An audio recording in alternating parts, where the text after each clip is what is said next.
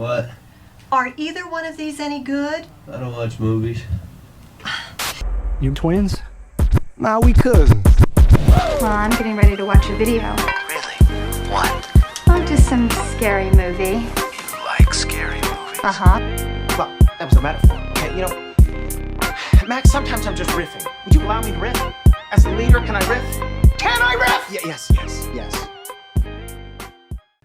We're back with another episode. I'm Jake. I'm Nate. And this is the Film Riff Podcast. Yeah, it's a little spooky episode. Very, very spooky, special Halloween episode.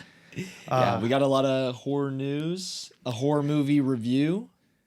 We got a lot, right? We got some props. I got the shirt. You got the shirt, yeah. He's got the mask.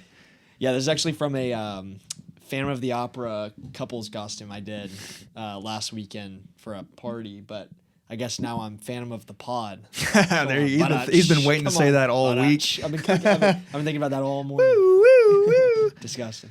But we got Shelby Oaks. Yes. Welcome to Derry. Yes. House of Dynamite. Uh-huh.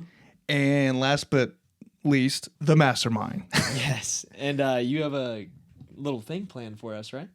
Yeah, we're going to something you've been secretive about, and I don't know what he's got planned. Little special Halloween episode. So I'm going to ask Nate his top 3. Well, okay, I have a list of horror movies from A24. Okay. He hasn't seen them yet. I got to show him 3. He has to keep 3 and then fade the rest. Oh, that's tough. Yeah, we can do that at the end. What do you want to talk about first? Oh gosh, yeah, we can just get into it.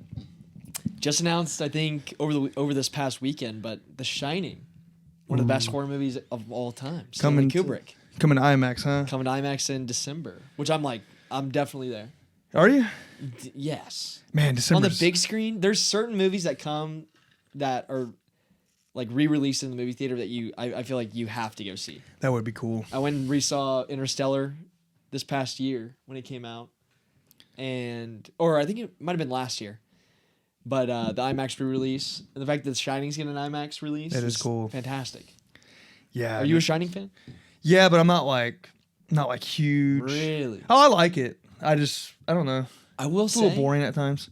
It's almost more of a Christmas watch than a Halloween watch, I would say. There's a lot of movies that are horror like it's just because it's snowing and shit. Yeah. Like if you're looking for she's loving the mask. Come here, Tina.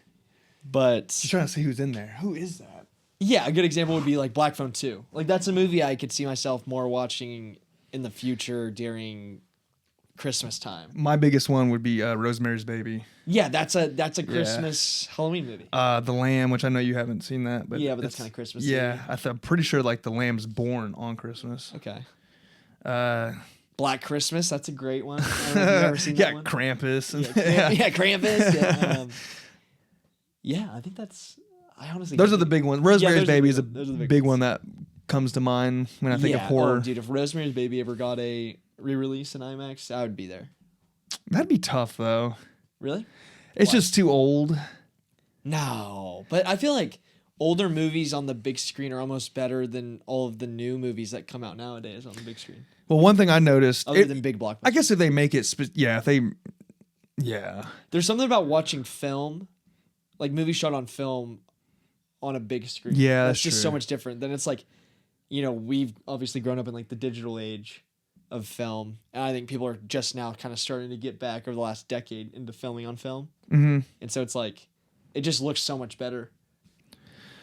I agree. I saw The Witch recently, and that's not even that old. And they had like the black bars on the side. Yeah, the aspect ratio. I like that. And that kind of I was like, when I saw this movie the first time, it covered the whole screen. Like, what the hell's going on? Are these theaters bigger now?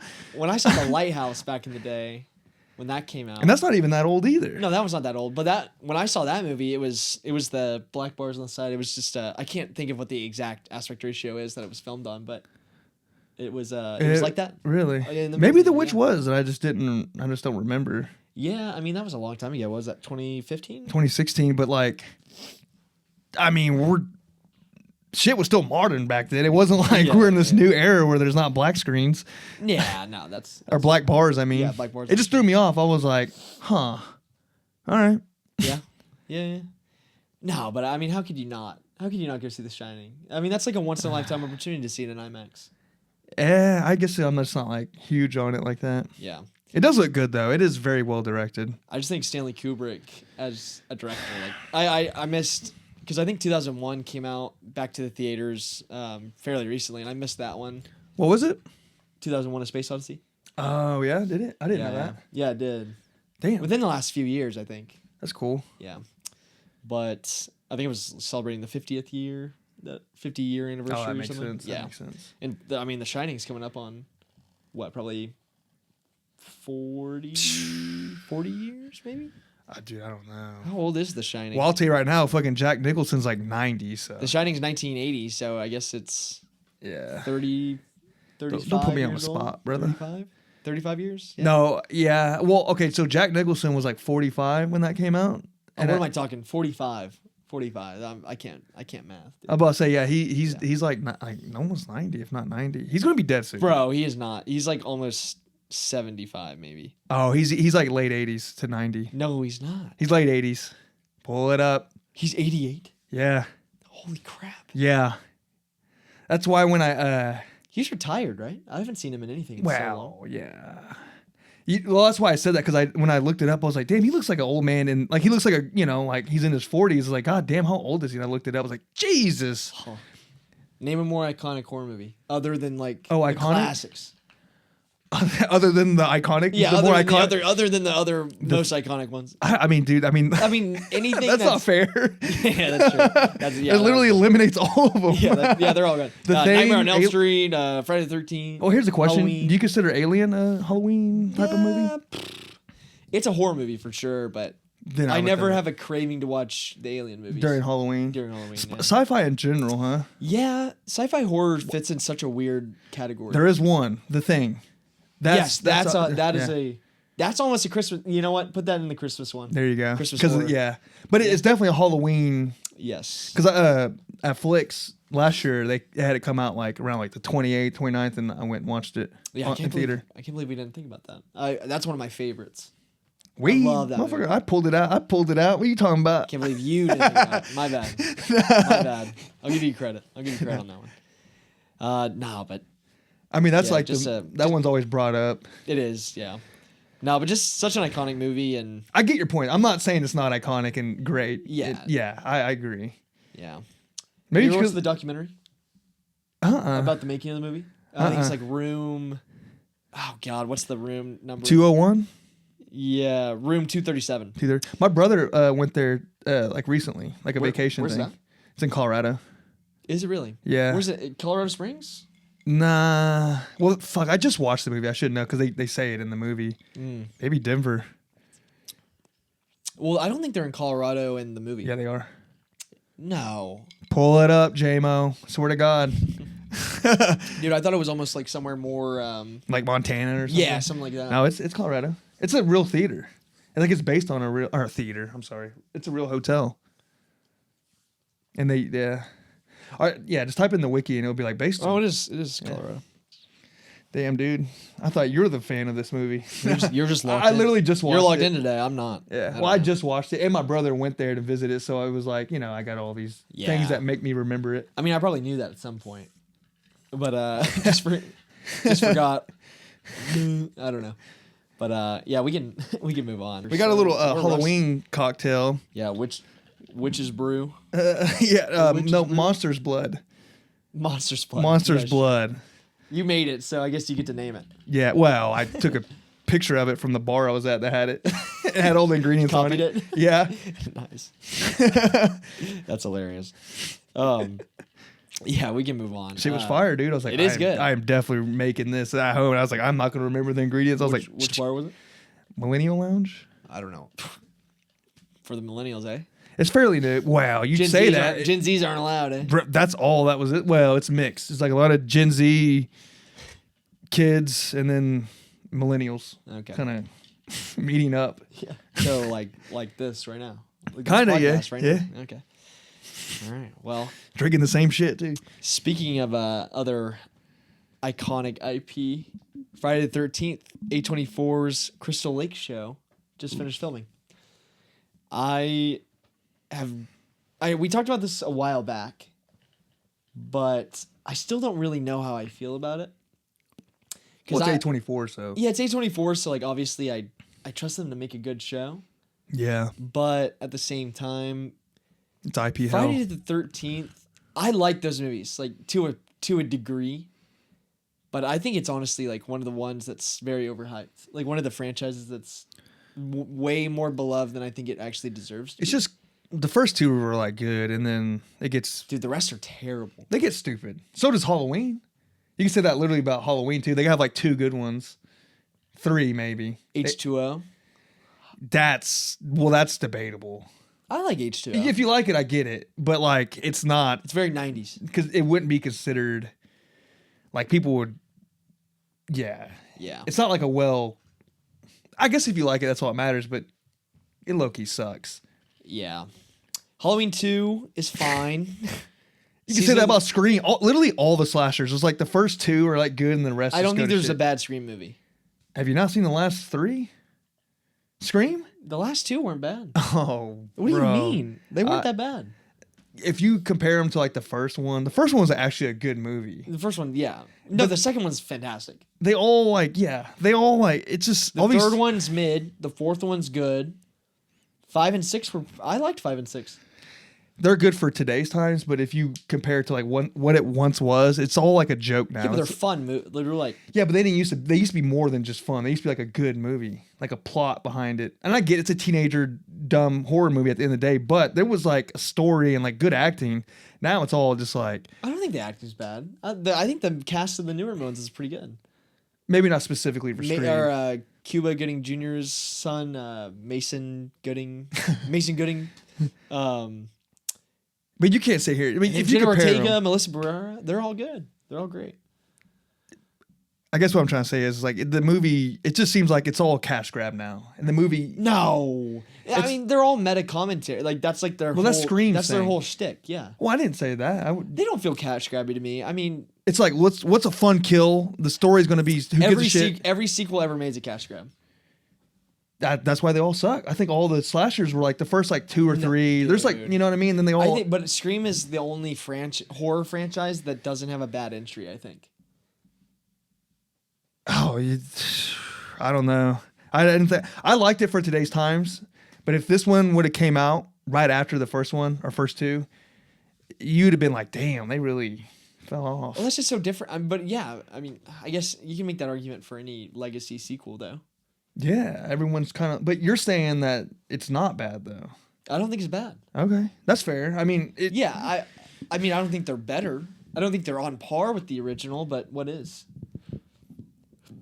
Yeah, but the I OG think Scream is like really, yeah. it's top 5 horror movies ever made. Top 10 for sure. I think it's like actually like a really good movie. Like I watched it last year. I did too. But I think I like, rewatched it this year. I would say it's top 5. Like as far as like Yes, I mean in terms of like impact, iconic. I mean, who doesn't know Ghostface? Like everybody knows Ghostface. the whole like that first scene was brutal as fuck too. Yes. That opening scene. Yeah. That's probably the most goriest shit. And then that's like one of the best fake outs in cinema history. Yeah. It's like casting Drew Barrymore as the like, you know, everybody knows who Drew Barrymore is, and then nobody really knows who Nev Campbell and all these like young stars are, and then you kill her off in the first scene. It's I like- wish I was old it's enough incredible. to like understand that. I bet the marketing for that was kind of cool, and then everyone went and watched it. It was like, what? Yeah, Because I saw it when I was like a little that's kid. true. Yeah, You know what I it's mean? like we didn't. We already knew. Like I didn't even know who it was. When Drew Barrymore wasn't as. I mean, she's always been a big actress, but like, she was probably like peak, like coming up, right? Like, rising star at that point. And it's like, yeah, and I didn't really know actors and shit like when I was a little kid and first watched it. Well, I guess the equivalent would be with the newer trilogy that they're making, or like number 5, right? It's like Yeah. you catch Jenna Ortega in that first scene, and it's like if they would have killed her off, how they like faked out, and then like instead they kept her, but like if you catch Jenna Ortega and she gets murdered, it's almost like the equivalent to Drew Barrymore getting killed back in the 90s. Yeah. I think this new one's gonna suck ass, dude. Yeah, we'll get into that soon because that's the next thing on the agenda. That's what we're talking about now. Were we not talking about Scream? We were talking about Crystal Lake, but Oh fuck, you're right. My yeah, bad. No, you're good. Well, I mean, what else you want to say about Crystal Lake? Oh, you were shitting on Friday the 13th. I was a little bit. Yeah, it's fair. No, it's really kind of dumb on the surface, but Yeah. dude, he's just a bad motherfucker, dude. Jason. Yeah, Dude, he's just yeah. cool. It's because he's like almost a guy, but he just keeps coming Wow, back. he's definitely a guy. He's a guy. He's a guy. Yeah. Um, The whole thing's, it's all kind of silly though, like how it kind of goes down. Like, yeah. what, they just kill him because he's ugly, basically? Like, you know what I mean? Yeah. They're just like, oh my god. And the kids are like, Well, he's also murdering them. Do you The ever see kid- the? you ever no. what is it? Is it the second one where? I'm talking about the origin story of it. Oh yeah. Like how it all unfolded, and no one gives a shit. No one's in trouble. Yeah. Yeah. Yeah. They kill him and then nothing happens. No one gives a shit. Yeah. They're like, the camp counselor's like, wow, we were horny. We weren't paying attention. What do you expect? Sorry. Yeah. You drowned. Oh my god. It's an accident. What? My favorite. I think my favorite kill from like that entire film series or franchise is I think it's the second one, but he puts the dude in the sleeping bag and then he fucking slaps him on the tree. You know what? I'm sure he's done it multiple times, but one that vividly pops in my head when you say that scene is Jason X when he's in space. Dude, Jason X, that one's so bad that it's so fun to watch. But he grabs a girl in a sleeping bag and like slings them on a tree, like beats the shit out of her on a tree. It's like a simulation. They're like in a spaceship, you know. Oh yes. And they're like, we're whores or whatever. And then like Yes. he gets to sleep and he just starts banging the fuck out of him on a tree. Dude, that movie's insane. When I was a little kid, I was like so fucking hyped to see that. And then like no theaters were playing it. I was like, damn. Really? Yeah, I was like, what? This is the biggest movie of all time. You know, I was like a VOD release. yeah, well, like VOD, brother, Or- VHS. Yeah, no, VOD is direct to video. That was DVD time. Jason X. That was No, like, I didn't have DVDs back. I guess it was. It might have been. Those were like fancy though, you know. Yeah, it was like, oh, DVD. But yeah, I definitely had to rent it and watch it. And yeah, I remember being a kid and being like, damn, it's not as cool as I thought it was going to be. Yeah. But it had that drowning pool song that goes, let the body Yeah, sit the-" yeah, Dude, yeah. I just remember like the trailer was fucking sick. Did you ever watch Freddy vs. Jason? Yeah, I saw that in theaters. that one's I actually like that one. That one's not bad. It's cool. Like as a concept, it's cool. Yeah. Like you don't get horror crossovers. No. And that's like the only horror crossover other than Alien versus Predator. What's her name's in it? But those movies are, the first one's enjoyable. The second one's terrible. Yeah, that was a cool thing. It was like, whoa, crossover, you know? Yeah. Yeah. Kelly Rowland was in it. I don't know if you know who that is. Yes. Yeah. Yeah, she was in that. Yeah. I don't know. But I mean, I'm excited to see kind of a more modern interpretation of, Friday the 13th. Yeah. Because I think obviously the only other modern interpretation of it we have is the 2006 one, and that one's terrible. The 2007. Yeah. Yeah, that one's just so trash.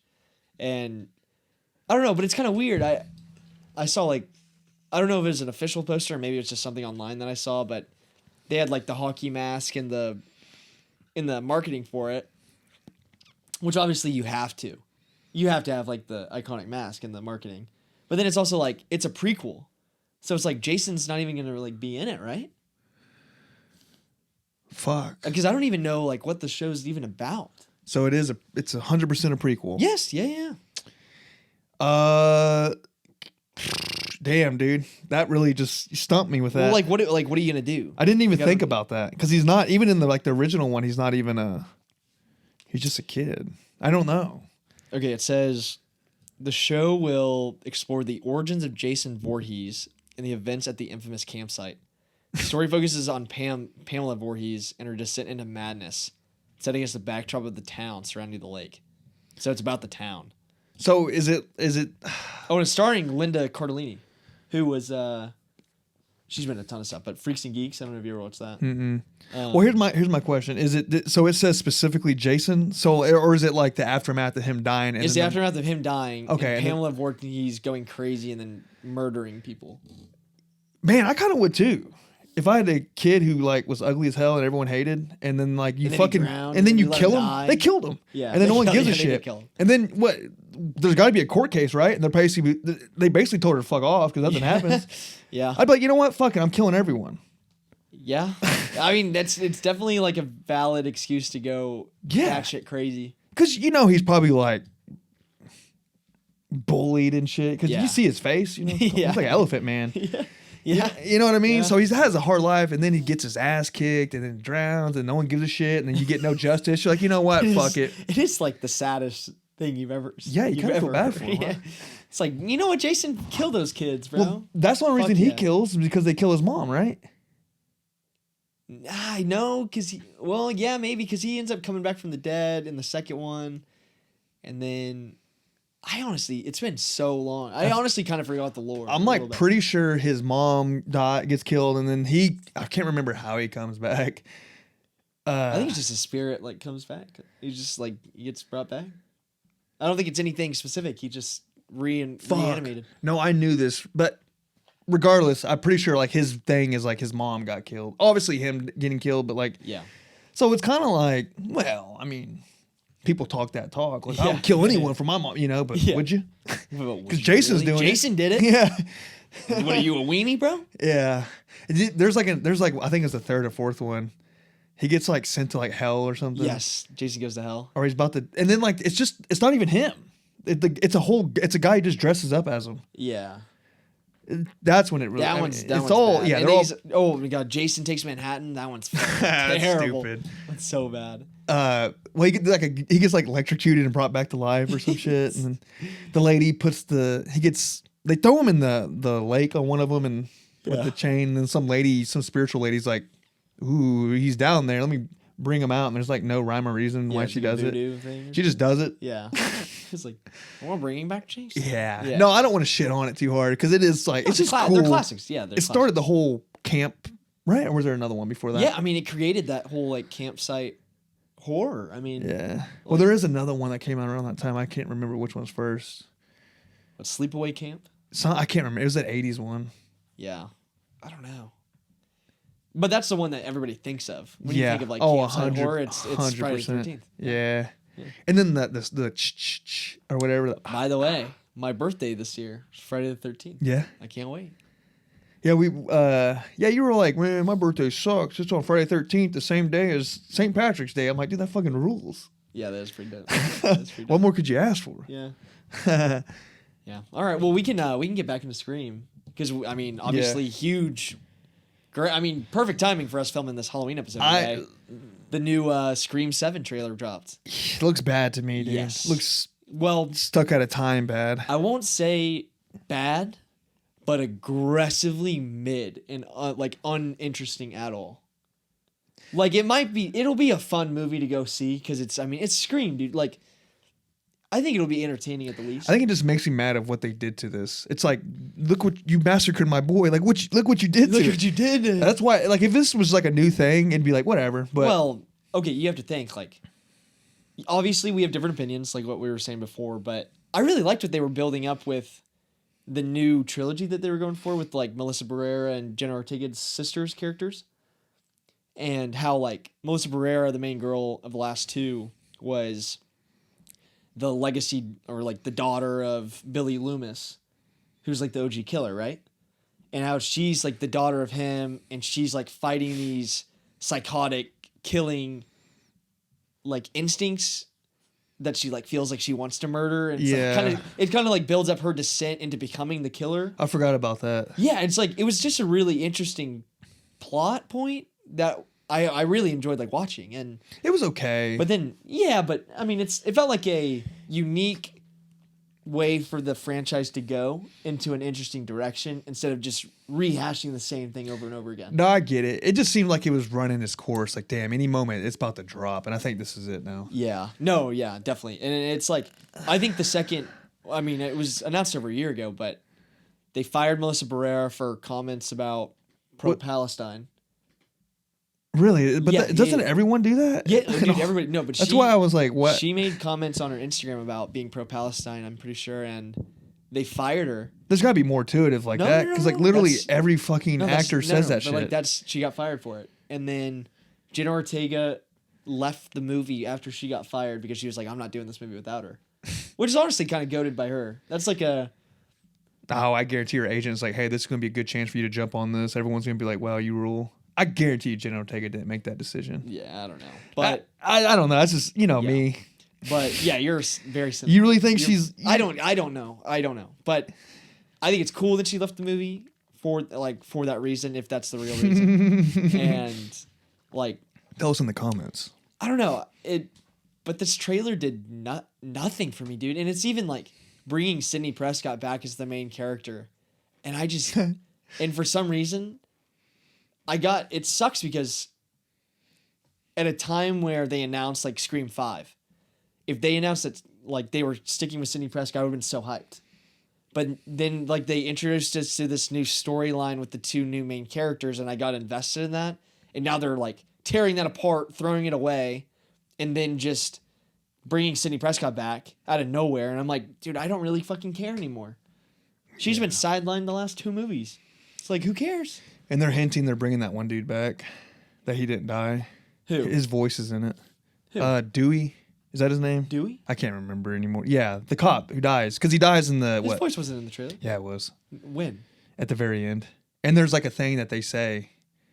You go back and watch it. You'll see. There's little Easter eggs of the comments he made in the second to last one. I didn't catch it right away. That would suck. It was That the would suck so comments. bad. People were like, "Oh, his voice at the end." And was like, "I caught that too." And I went back and listened to it. Yeah, it's like and it's Scream talking.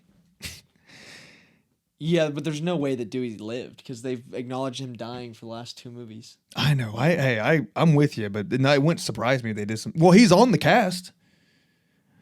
I mean, maybe a flashback. Yeah, I don't know. That would be the dumbest shit I've ever seen if they did that.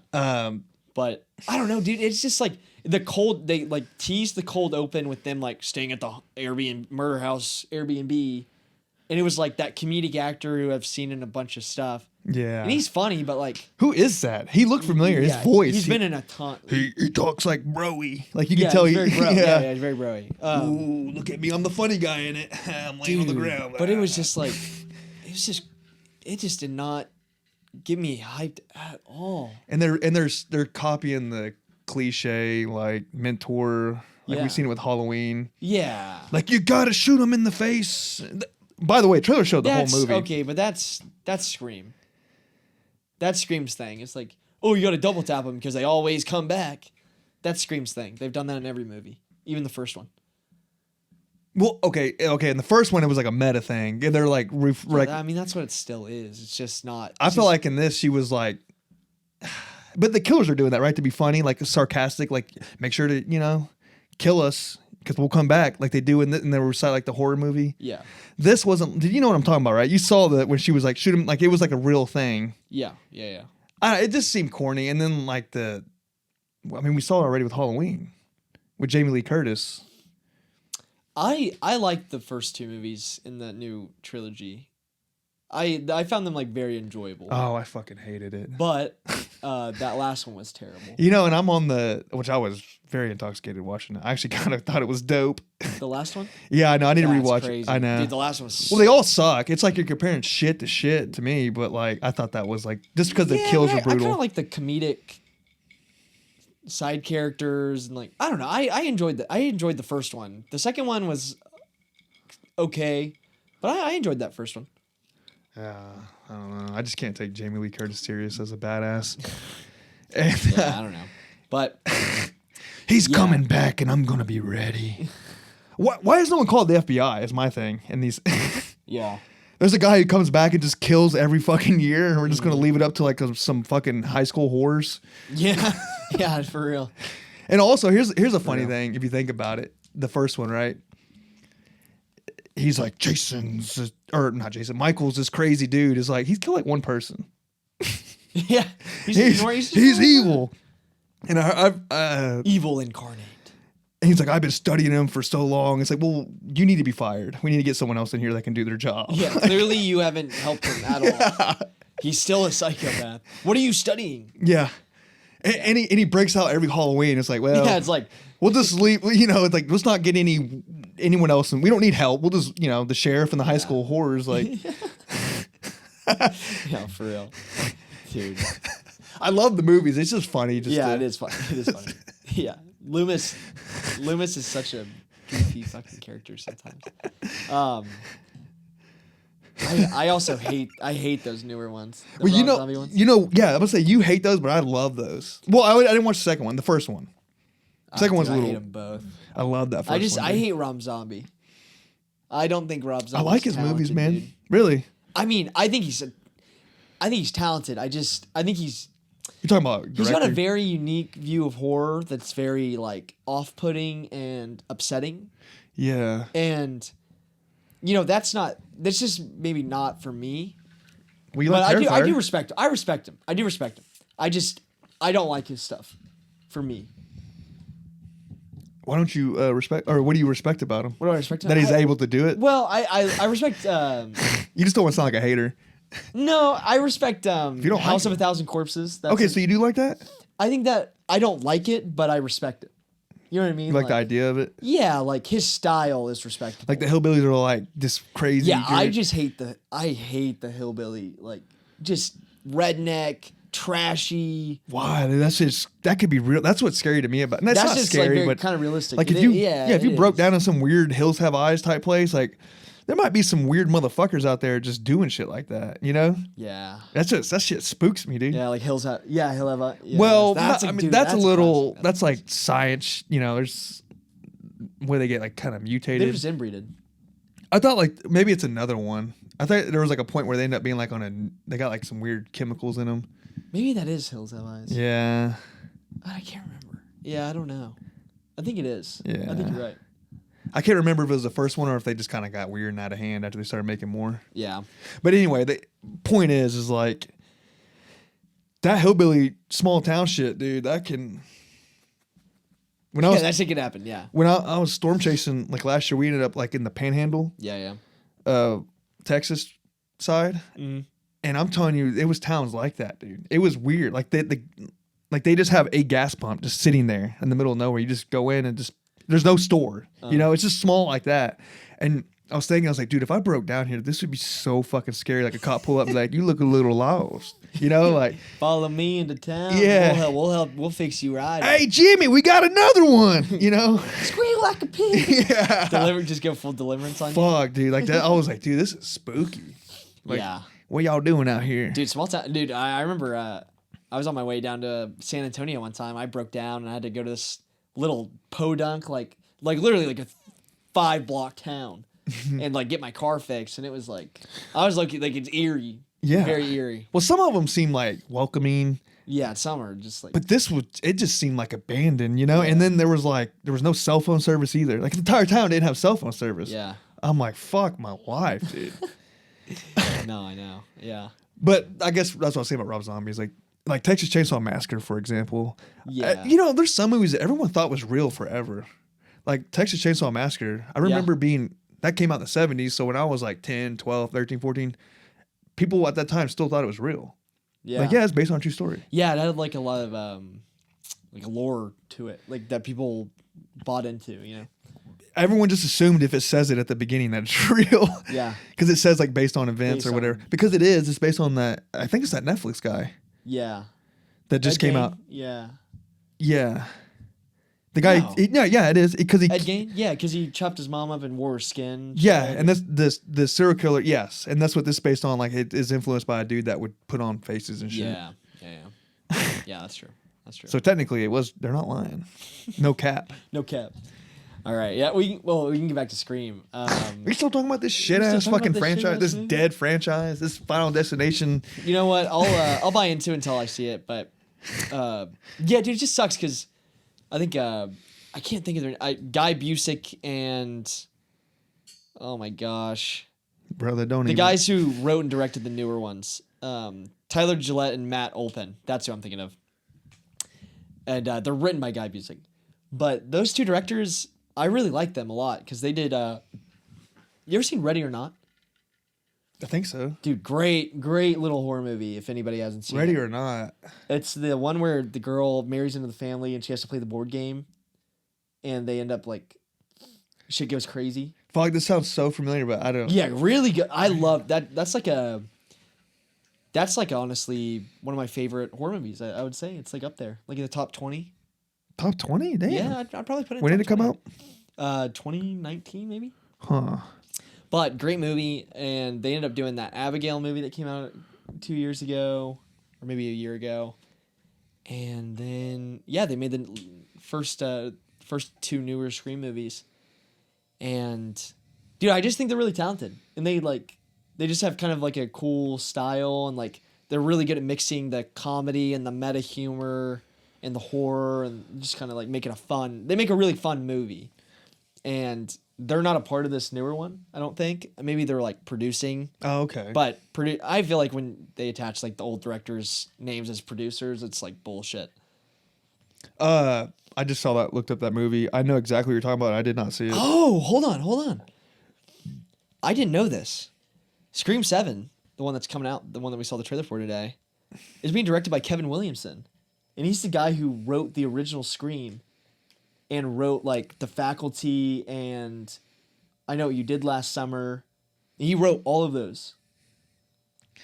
I mean, you're really scraping the bottom of the barrel as far as scripts go, but Yeah, but these are iconic, classic horror movies. I mean, that's kind of cool. No, that is cool. But I just know it's gonna. That gives me a little bit more, and it's the same guy. It's the same screenwriter as the last two. Did you feel like you got the whole movie from the trailer?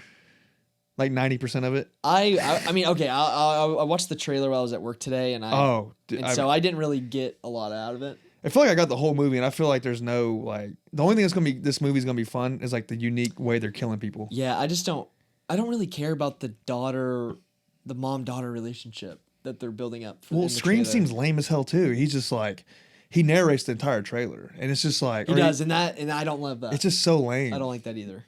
And it's like, God, what, another movie of someone wanting to dress up and kill them? And yeah. And how does she in this predicament? Like, fuck, carry a goddamn gun? I just don't understand how you keep ending up in these situations. Like they said something in the trailer, like, oh, we got to go here. And, yeah, I didn't. Well, oh, fuck, he's here. God damn it. Who would have thought that? Yes, going into the old warehouse alone. It's like, dude, this at some point you got to get like. Yeah. Yeah, I agree that the sixth one had a little. They started doing their own thing. Yeah. We can't just keep doing this guy. You know, it's kind of exactly. They added more killers. They took an interesting direction, which is kind of they kept it fresh. That's what Scream does so well is like it's always been able to keep the concept fresh. What kind of dumb about the whole thing? It's like literally all the killers are just end up being like guys that are just this like Scream, right? Yeah. It's just like fuck. But they started to do something new, right? They're like, ooh, she's born with this thing. Yeah. So we're gonna break away from this whole like cliche like just that we spawned a new guy a copycat killer, you know? Yeah. But now they have to go back to that, right? Yeah. No, definitely. Yeah. Unless it's Dewey, I guarantee it's gonna be fucking Dewey. Nah, that'd be. Wouldn't that be lame? That'd be really bad. That would be really. He's like, bad. it's me. They killed me, and then I went psycho because I got stabbed 50 times. You know, we don't know for a fact that he died. They show him get stabbed, but there's not. He doesn't They showed him die. They don't show like a. I thought they just stabbed him. They showed him die. But I just remember thinking the whole time is like he's dead, right? No, they showed him die. You show him get stabbed brutally, and No, you assume he would be dead. But we've seen. People, I don't think. No, I think they actually showed him die. Oh, okay. Like he got flatlined or something. Yeah. Oh, okay. For some reason in my head, No, he's like dead. I feel like it would be insane if they brought him back. It would make no sense. Okay. I for some reason in my head I thought it was like up to like he looks like he should be dead, but it's not official. Yeah, I'm not saying they aren't gonna bring him back. I'm just saying like. Well, it'd be stupid. You're confident that it officially showed up. Okay, well then Yes. there's no way they shouldn't, unless they pretend that didn't happen. Yeah. They show him like sneak away and like put like a hobo's body in his place. That'd be so fucking stupid. Oh my god, that'd be so pissed if they did that. No, they're not gonna do that, dude. Nah. I kind of want them to, just so I can just like be like, God, I knew they would do something stupid like this. Just so you would have to agree with me that it sucks. Yeah, that'd be bad. Like, I can't defend this. You can't anymore. deny that. I can't defend this anymore. But enough about Scream. We can move on. Yeah. Another huge trailer came out today. Stranger Things season 5. Dude, final season. We've talked a lot about Stranger Things. I think we're both fairly hyped about seeing the end of the show. Mm-hmm. And I don't know, this season the trailer didn't do much for me in terms of just like as a like a well-made trailer. Because obviously I think it's so secretive that like The trailer didn't give anything away, which obviously I'm glad it didn't. But But it looks well done. Like, that's what I was about to say. Yeah. Like, it didn't do too much for me, but I can tell that the scale is bigger than it Yeah. ever has been, and they're like going all out for it. So I am hyped. I'm not. Yeah, the trailer. I didn't watch the trailer. I was like, oh, let's go. You know, I wasn't like Yeah, that. I wasn't But like I was like, oh, this looks good. Yeah, like I know they're gonna cook. That's what I was like confident in. Yeah. No, that's exactly what I thought. I mean, we talked about Stranger Things But multiple goddamn, times. those kids look so fucking old, and they keep dressing them like they're middle schoolers, and it's so. Wouldn't you looks so assume bad. that they have like they gotta like jump the time up, right? Like we're in college now. I literally think it takes place like 2 to 3 months after the last season, and it's been damn near 4 years since the last season. Yeah, I don't know. They're gonna, bro. I'm telling you, they're gonna have to. They're gonna have to. I mean, you can't. I mean, I don't know. Dude, I literally think But that's gonna be silly, right? I Fucking. was a junior in college whenever the last season came out, or sophomore. I was a sophomore in college, I think. That was like 2 years ago. Bro, no, that was like 5 years ago, 4 years ago. No. Hold on. When Fuck, the how old last am one I? came out? I'm 23. How old am I? So that'd been like 2 years ago. 21, right? Isn't that when you're a sophomore? 3 to 4 years ago, in between there. Yeah. Yeah, it's been a long time. No, that makes sense. It was around that time. But yeah, man. well, I mean, she's gonna have tits now. Like, what are you gonna? You know what I mean? Like, you gotta. She's supposed to be like 16 in the show, and it's like I don't think this is a good thing. Yeah, it is 16, right? Like that. They They're did supposed to be like 16 because she's like an angsty little teenager now. Yeah. Yeah. No, they gotta address it. I mean, unless when did they film this? That's a big thing. I mean, I think they filmed it probably a year ago. It's tough. Yeah, but I mean that's like natural. Like you film movies come out like. No, a year I'd say. after they Well, I film thought it. like maybe they filmed it 2 years ago. It'd been like easier to like their age wouldn't have looked as dramatic. They probably filmed over the course of a couple of years because they probably got shut down during the writer's strike last year, and then they had to like wait and then started filming again. I think this is one of those shows that got pushed back a little bit because of the writer's strike. Yeah, I'm curious to see what they do with the timeline. Yeah. Fucking what's his name? I mean, they're just these gonna show up. Fucking, they're only like grown men. Yeah, they are. They're my age. Yeah. All of them are my age. Yeah, It's so funny. It's gonna be silly. Yeah, it'll be a little silly. But They'll pull it off. I guarantee this is a jump. yeah, in the dude, they're gonna timeline. cook. They're definitely gonna cook. I just think the release schedule is so cool to see. Like, I think we've talked about this, but like, there's never been a TV series get as much of a insane release schedule for the final season as this show. And it's first volume 1 comes out on Thanksgiving, volume 2 comes out on Christmas, and the finale comes out on New Year's. And I think that's so that's just it feels epic. Yeah. And I think that's so it's awesome. No, they and we don't see it a lot because not a lot of shows deserve something like that, and they Yeah. earned it. You know. They did earn it. What who do you think's dying? You think Steve's dead? Dude, I'll be Steve's honest. definitely dead. The names are so hard for me. I remember like Willie or Will? yeah, Will? Willie 11. Which I know I'm saying her name wrong. Is that her name 11? Yeah. L, Okay, okay. L. Yeah, But does it stand for 11? 11? It's 11, Okay, yeah. yeah. That's the only names I really remember. Will 11. Which was the fat kid that never grew teeth? Dustin. Dustin. Okay. Okay, yeah, Dustin. Mike, Nancy, that's his Nancy. sister, Mike and Nancy, Yeah. Jonathan and Will, Lucas. Fuck, what's the red-haired chick's girl? Or what's the redhead girl's name? I don't remember. Sadie. No, okay, her actress's name is Sadie Sink. She has a boy name, Joe. Okay. No. Max. Max. Yeah. That's Max. Yeah. Fuck, dude. I don't I think that's know. everybody. I'm And then assuming. and then Steve's the jock guy that ends up being a cool guy. I don't think any of the kids will die. Like or what? You know what I mean? None of the main kids. I don't know, dude. Dude, remember the last season? Max got fucking floated into the air and then folded like a. Yeah, she didn't die. She though. got folded up.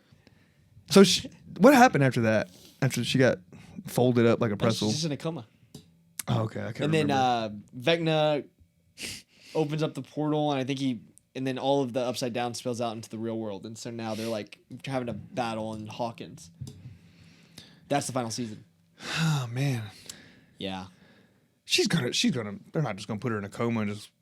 No, I don't think so. She's got to wake up. And Well, I was saying no one's gonna die, and you used her as an example. I'm like, well, she's not dead. yeah, she's not dead. Yeah, she's not dead. Yeah, I don't know who's gonna die. They definitely kill off some characters though. It'd be like 100%. it ain't gonna be like, well, it won't be the kids unless Maybe. unless Will sacrifices himself or some shit. I could see that. Or no, 11. Yeah, that would make sense. I mean, too. she's I like could see the that. outlier Yeah, of she the group. is. She's got to use her powers and just explode, and then the world switches back to normal. Yeah, right. No, yeah, for real. Yeah, Because they've kind of foreshadowed like her, using her powers and Yeah, like her it nose hurts her. bleeding. Yeah. Yeah, I guarantee that's what. Yeah, that's true. Oh, we're back. Dogs got all crazy. Yeah, dude. But We're gonna go straight into the. Are we doing a spoiler and spoiler free for this? It's a TV show. nah, spoiler. Spoiler? TV shows spoilers. All right. Let's go. If you haven't, this is a spoiler only. Welcome to Derry. Yes. I was like, did I say that right? Yeah. Or The- It. Welcome to Derry. The new It series on HBO, coming from director of the first two newer It movies, Andy Muschietti, and I think he's the showrunner on this show. But yeah, very surprising that HBO announced this show, and I was really excited for it. I think we were both disappointed it was coming out towards the end of the month instead of the beginning. But Well, real quick on that. yeah, I'm like, my microphone's on your my neck. microphone's on your neck. I'm like, we were just. This relates to. This is kind of a callback. Yeah, It's around Christmas time. it is. But I don't think this show's very Christmassy. No, but it gives that. I think it might. I think later on it's gonna be very around because it's snowing. It feels cozy. They're mentioning the Christmas shit, or like they mention like the date. Yeah.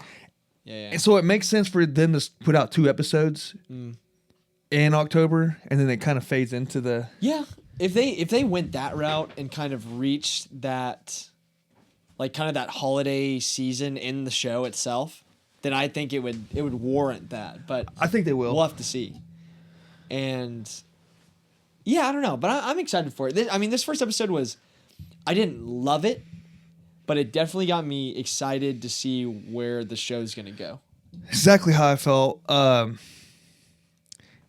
Like that opening scene, it was cool but sucked at the same time. Not sucked, but it just wasn't special. Well, I honestly thought the CGI in that scene was not bad. It wasn't bad, but but it's the fact that you can tell it's CGI, so it just kind of. I actually loved the opening scene. I didn't think it sucked. I loved the kid getting in the car, and obviously right when he gets in the car that like it's gonna be some some crazy shit. But dude, I want to say I didn't mean sucked. I didn't think it sucked. I just want to make Yeah. I don't want to put that shit on it. Yeah. But no, just like the family in the car, like she's like eating the liver and like dipping her fingers and then putting them in his face, and then It was great. the kid being like His eyes twisted out, his eyes twisted out like a and it just Pennywise, slowly starts getting like weirder more and weirder. wild. Yeah, Because it starts off normal and then like slow, and then they start repeating Yes. words and like spelling shit out and Yeah. the bait. Dude, I was eating. Oh yeah. Oh, yeah. dude, I was like, man. Oh my god, dude, the birth scene. That's what I'm talking dude, about. That actually got. I was like, oh, this is fucking. I was eating like gross. ground beef and rice and shit. And just, You're like, I was like, I had to like look away and shit. Yeah, but I mean, I don't know. That opening sequence is great. The middle of the episode was a little not boring, but it just didn't really hold my attention as much as that opening sequence. The whole Air Force thing was like that whole plot line's kind of. That stuff was not interesting to me at all. Every time they go to it, it feels like a whole different show. It feels like I'm watching like an ABC show. Yes, They're playing the fucking doo-doo-doo. The score sounds like I Top agree. Gunny. I don't know. I agree. I do think it's just so I love the actor, David Oyelowo. No, not. Fuck. He was in The Leftovers, which is I think I've said on the pod is like my favorite show Show me a of all time. picture. He's the Air Force guy. Yes, he's a Hovan Adepo. Okay, yeah. Yes, so he's great, and I think he's actually going to be the main character of the series, which is like what the trailers kind of showed, because it's like him and his wife and his family. Oh, They you think he's moved the there, main right? guy? Yes, I think he's the main guy, and Okay. Well, I'm sure it's going to make sense eventually. Yeah, it'll the show will play out and however it does, but I do like him. I do like his character. I just I didn't care for his buddy very much. Yeah. Like, I don't know. And I will say, I recognize that guy right when he came on the screen. His name's Rudy Mancoza, I think, or something like that. He was a fucking Vine guy. He was a huge Viner. Really? Back in the day. I remember watching his Vines. So you used to watch Vines? Dude, Vine was like middle school for me. That was like prime time. That's that was crazy. like Vine came out right whenever my demographic got phones. And that was like our TikTok. Damn. Yeah, Vine was crazy. And yeah, dude, it just kind of threw me off.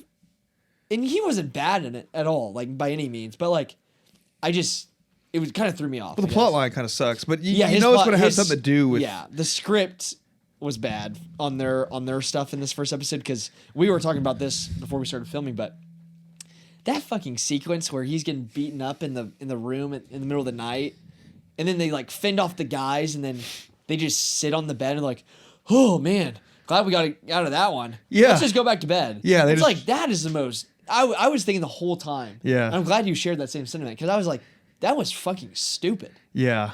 That was And so dumb. like you said, like he got like hit with the fucking pipe and shit like that, and he's just dude, like he got walks beat, it off. He got beat the fuck up. Yeah.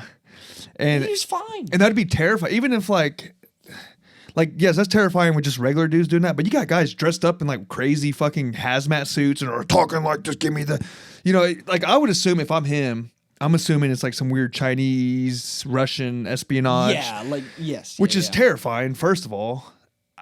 I mean, yeah, and then he's just like, well, my hair's messed up. I can't remember what Yeah, line dude, they he said. literally the Hispanic dude. Yeah. Is that what he says? Yes, yeah, he's like, hey, how does my hair look? Yeah. And it's like, They're like, that was we'll so worry bad. about it So tomorrow. bad. Yeah, it's so and they just like scramble away just because that one guy, right? yeah, and he's I guess they're worried he's about holding the getting gun caught. at. It's like, if you were gonna shoot him, like, why didn't you fucking shoot him?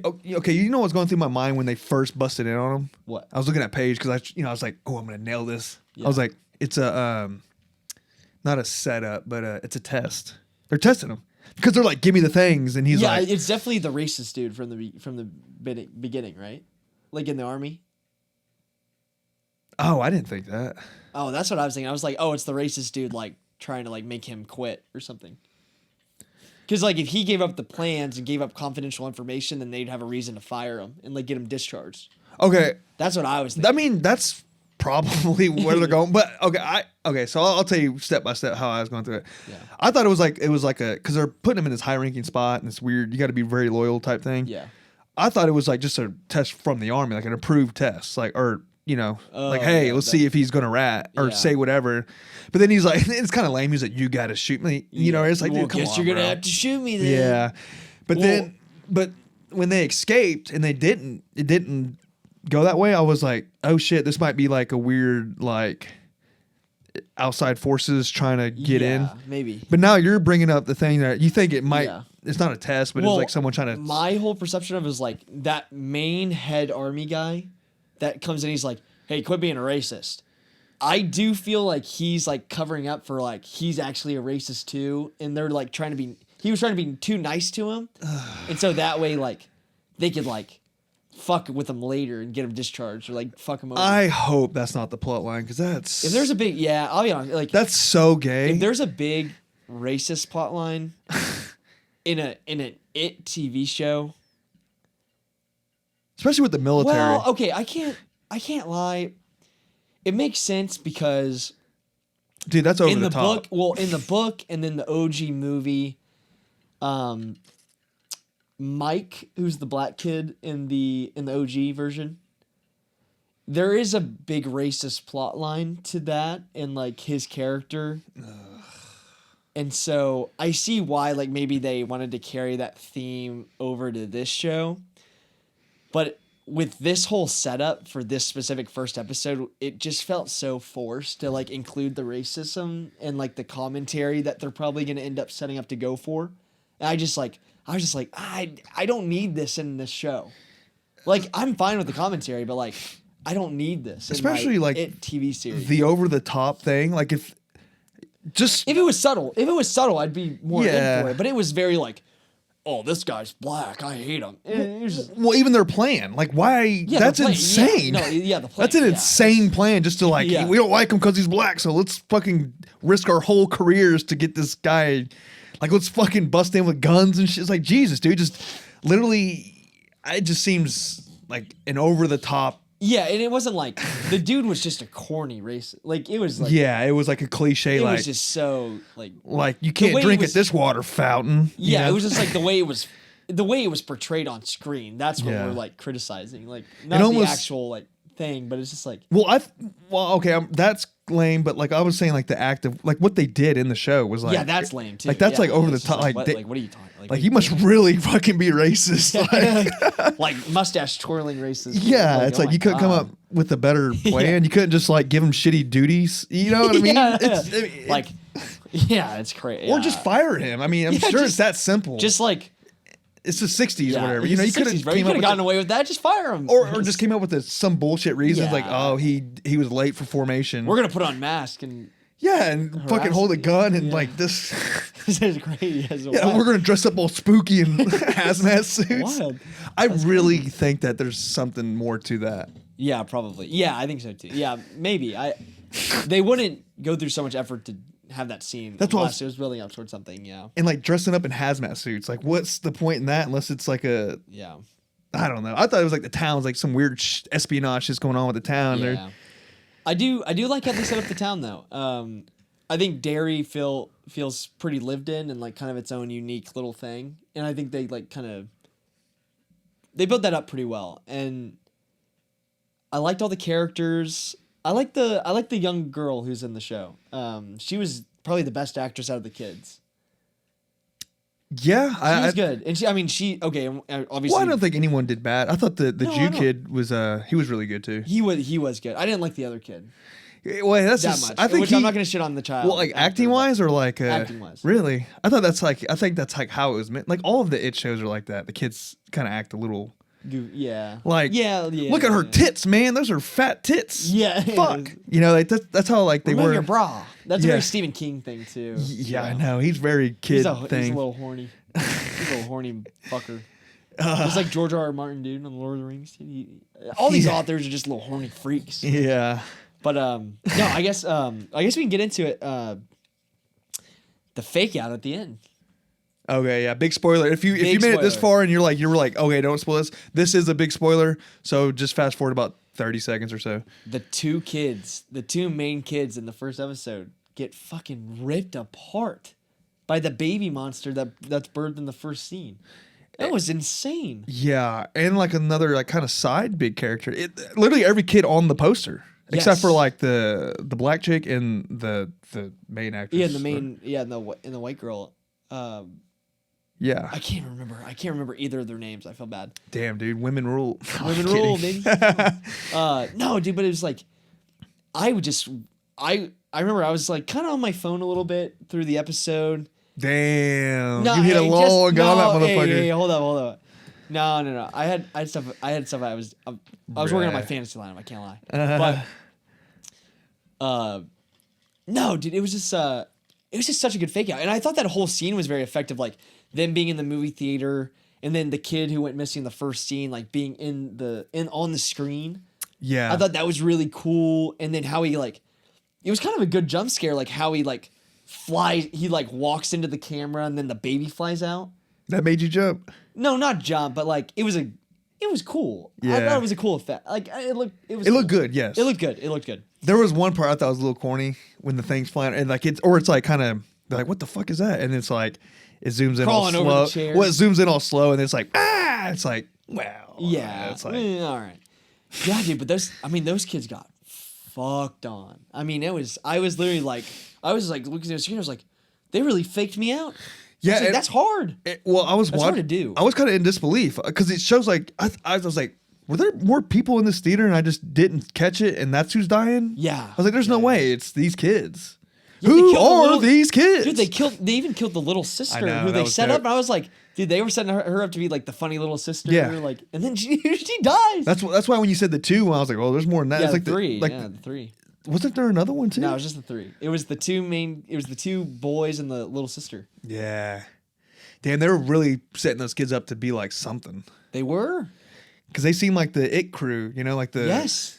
And that's what's cool. And I will say, because of that, it made me really like invested. oh, they did something cool here. I'm really interested, and I think I'm willing to give them my time. Like they earned my trust to watch the whole season. You know what I mean? Yeah, yeah. And that's like, and I think nowadays You were 50-50 on it, watching it, huh? No, not with it. The It show I was always on. I was always gonna watch. Well, I meant like while you were watching it, like midway. Yes. While I was watching, I was like, nah, this might fall off. This might fall off. But in a time where there's so many TV shows on, it's hard to capture attention and to maintain it. Because I think there's been a few shows that we've talked about on the show that like didn't get us hooked enough to like maintain our attention throughout. And then, that's obviously like a problem with like modern audiences, I guess. But like doing something like that in the first episode really got me. And I'm like, I'm there for the rest of the season. That was cool. They're taking swings. Yeah, it was a swing. It was a big swing. It worked out. Yeah, I agree. They're very CG, like the whole thing CGI, like even the town. And that's a problem with Andy Muschietti, the director of the new It movies, and I think he's big producer on the show and directed the first episode. It just sucks because you can tell. I think you can really tell in the two It movies and this, they are doing practical effects, but they're overlaying it with CGI. And it's like they're overlaying it with so much CGI that it takes away from the practicality, and it just like none of it's scary.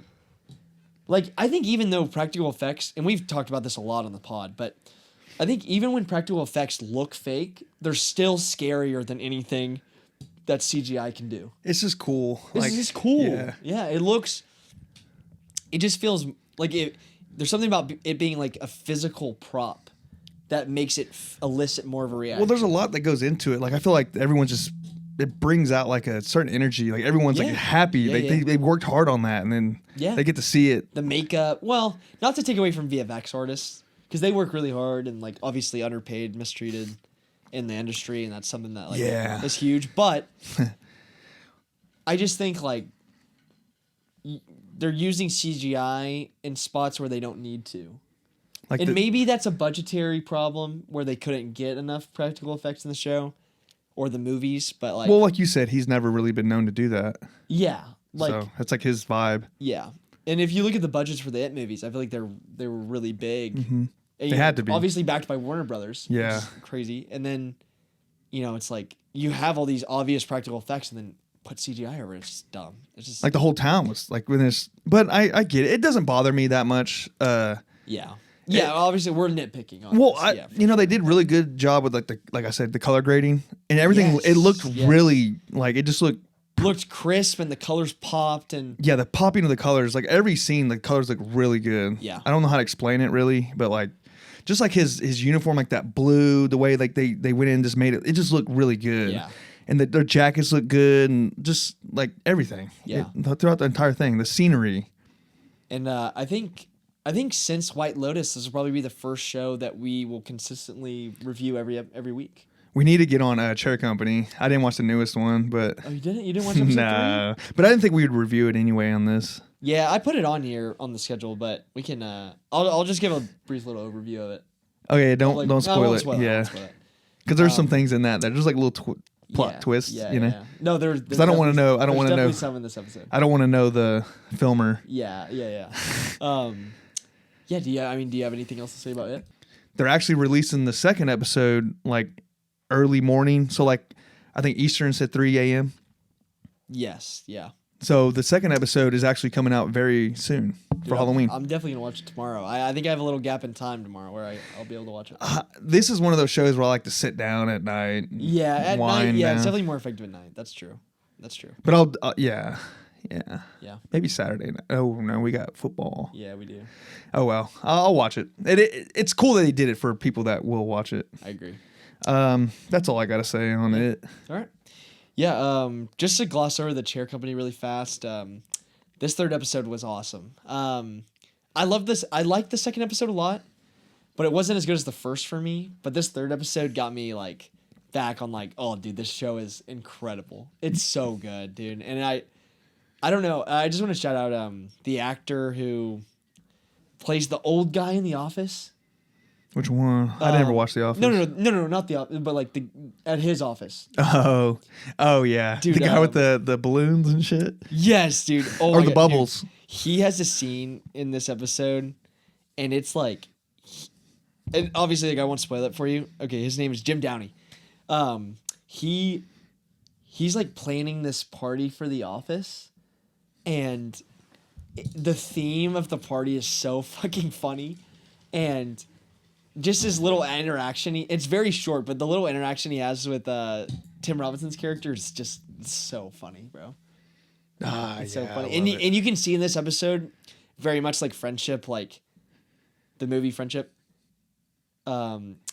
He's starting to get in that web of lies and like that web of little things that he's like saying that come back to bite him in the ass later. Yeah, and it's like you can see it starting to like really build to something bad happening. and he seems kind of like almost the same character in a way. Like he's selfish, like he's very like on his own Yes, thing. I do think it's way different than Friendship though, because I think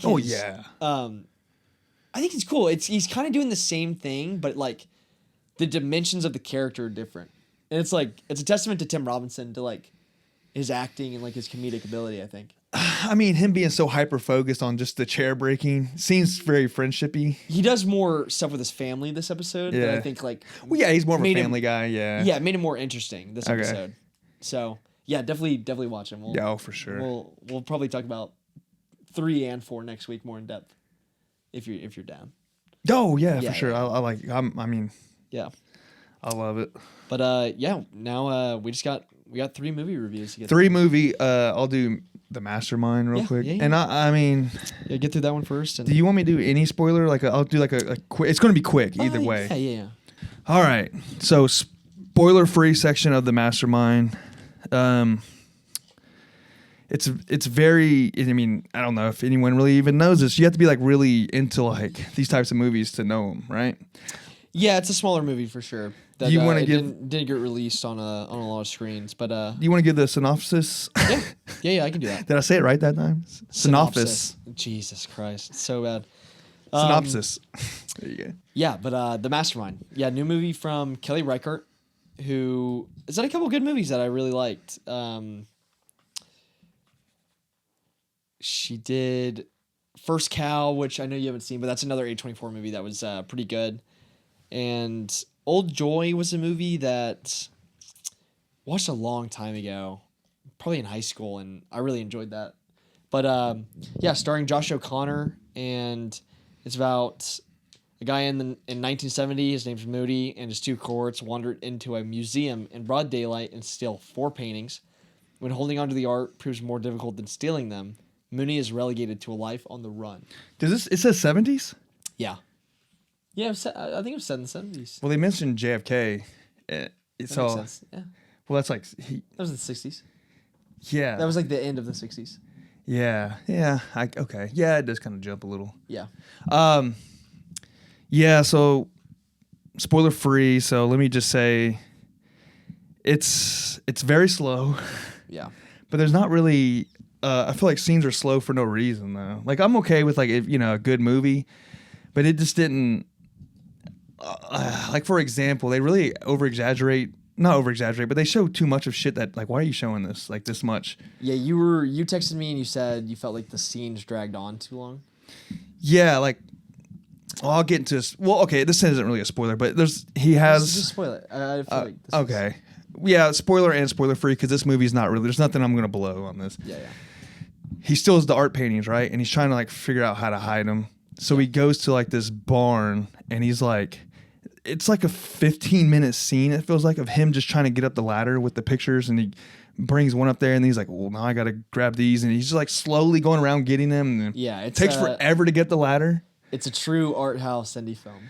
Yeah, and then it's like shows him putting them in this thing, like a box, and it just showed one by one, just taking the time to do it, and then like looking around, like and just like trying to figure out what he's going to do next, and then he Yeah. covers it up, and then like the ladder falls, so now he's got to like falls. It's just like, God damn, dude. Do we really have to see all that? It's like, Yeah. this movie's already kind of boring. Like, you have to like do that. What was the point? Like, it wasn't like, No, I didn't feel like it was any purpose in it. Yeah, That's just one example. There's many scenes like that. I think her movies are very slow, Kelly Yeah. Reichardt's, but and you know they are like very art house movies, and it's like it's not. Yeah. It's hard to recommend to a general audience. Well, I don't think really like art people or like super movie buffs will even. I think they'll be like kind of mid on this too. It has good reviews. Yeah, it does on Rotten And I will Tomatoes. say, Josh O'Connor is one of the like best up and coming actors right now. He's the main guy. Yeah, he Was he good at performance? the acting was great. Top tier by everyone. Like even the side characters, small everyone seemed really good in this movie. Yeah. There's nothing I could say bad about that. Cinematography was nothing special. It was just it's kind of bland, so Okay. it's just I mean it's not even a heist movie really. Yeah, because it opens up with them. But it's stealing it, yeah. considered a heist movie. Yeah, it's like they steal some shit and then he's trying to. This movie doesn't really feel like it has like anything like what's this movie Like about? like a plot, Or like a meaning? Like I don't know. I or guess like a theme, like a. yeah. It doesn't really have a I mean, theme. is it about like his like the ramifications of like him stealing the art and like what he has to deal with like with his family and like after the events? Yeah, but it's like it doesn't really. Yeah, he kind of loses his family, but like it doesn't really. Nothing seemed that state. It didn't seem like his family even mattered. Like it was like whatever. He lost his family. Okay, it never felt like there were like any like there was no anxiety ridden moments. It was just like oh we easily stole these paintings because it was like in the '60s I think. Yeah, from the sound of it, do you feel like it was like very like emotionally void?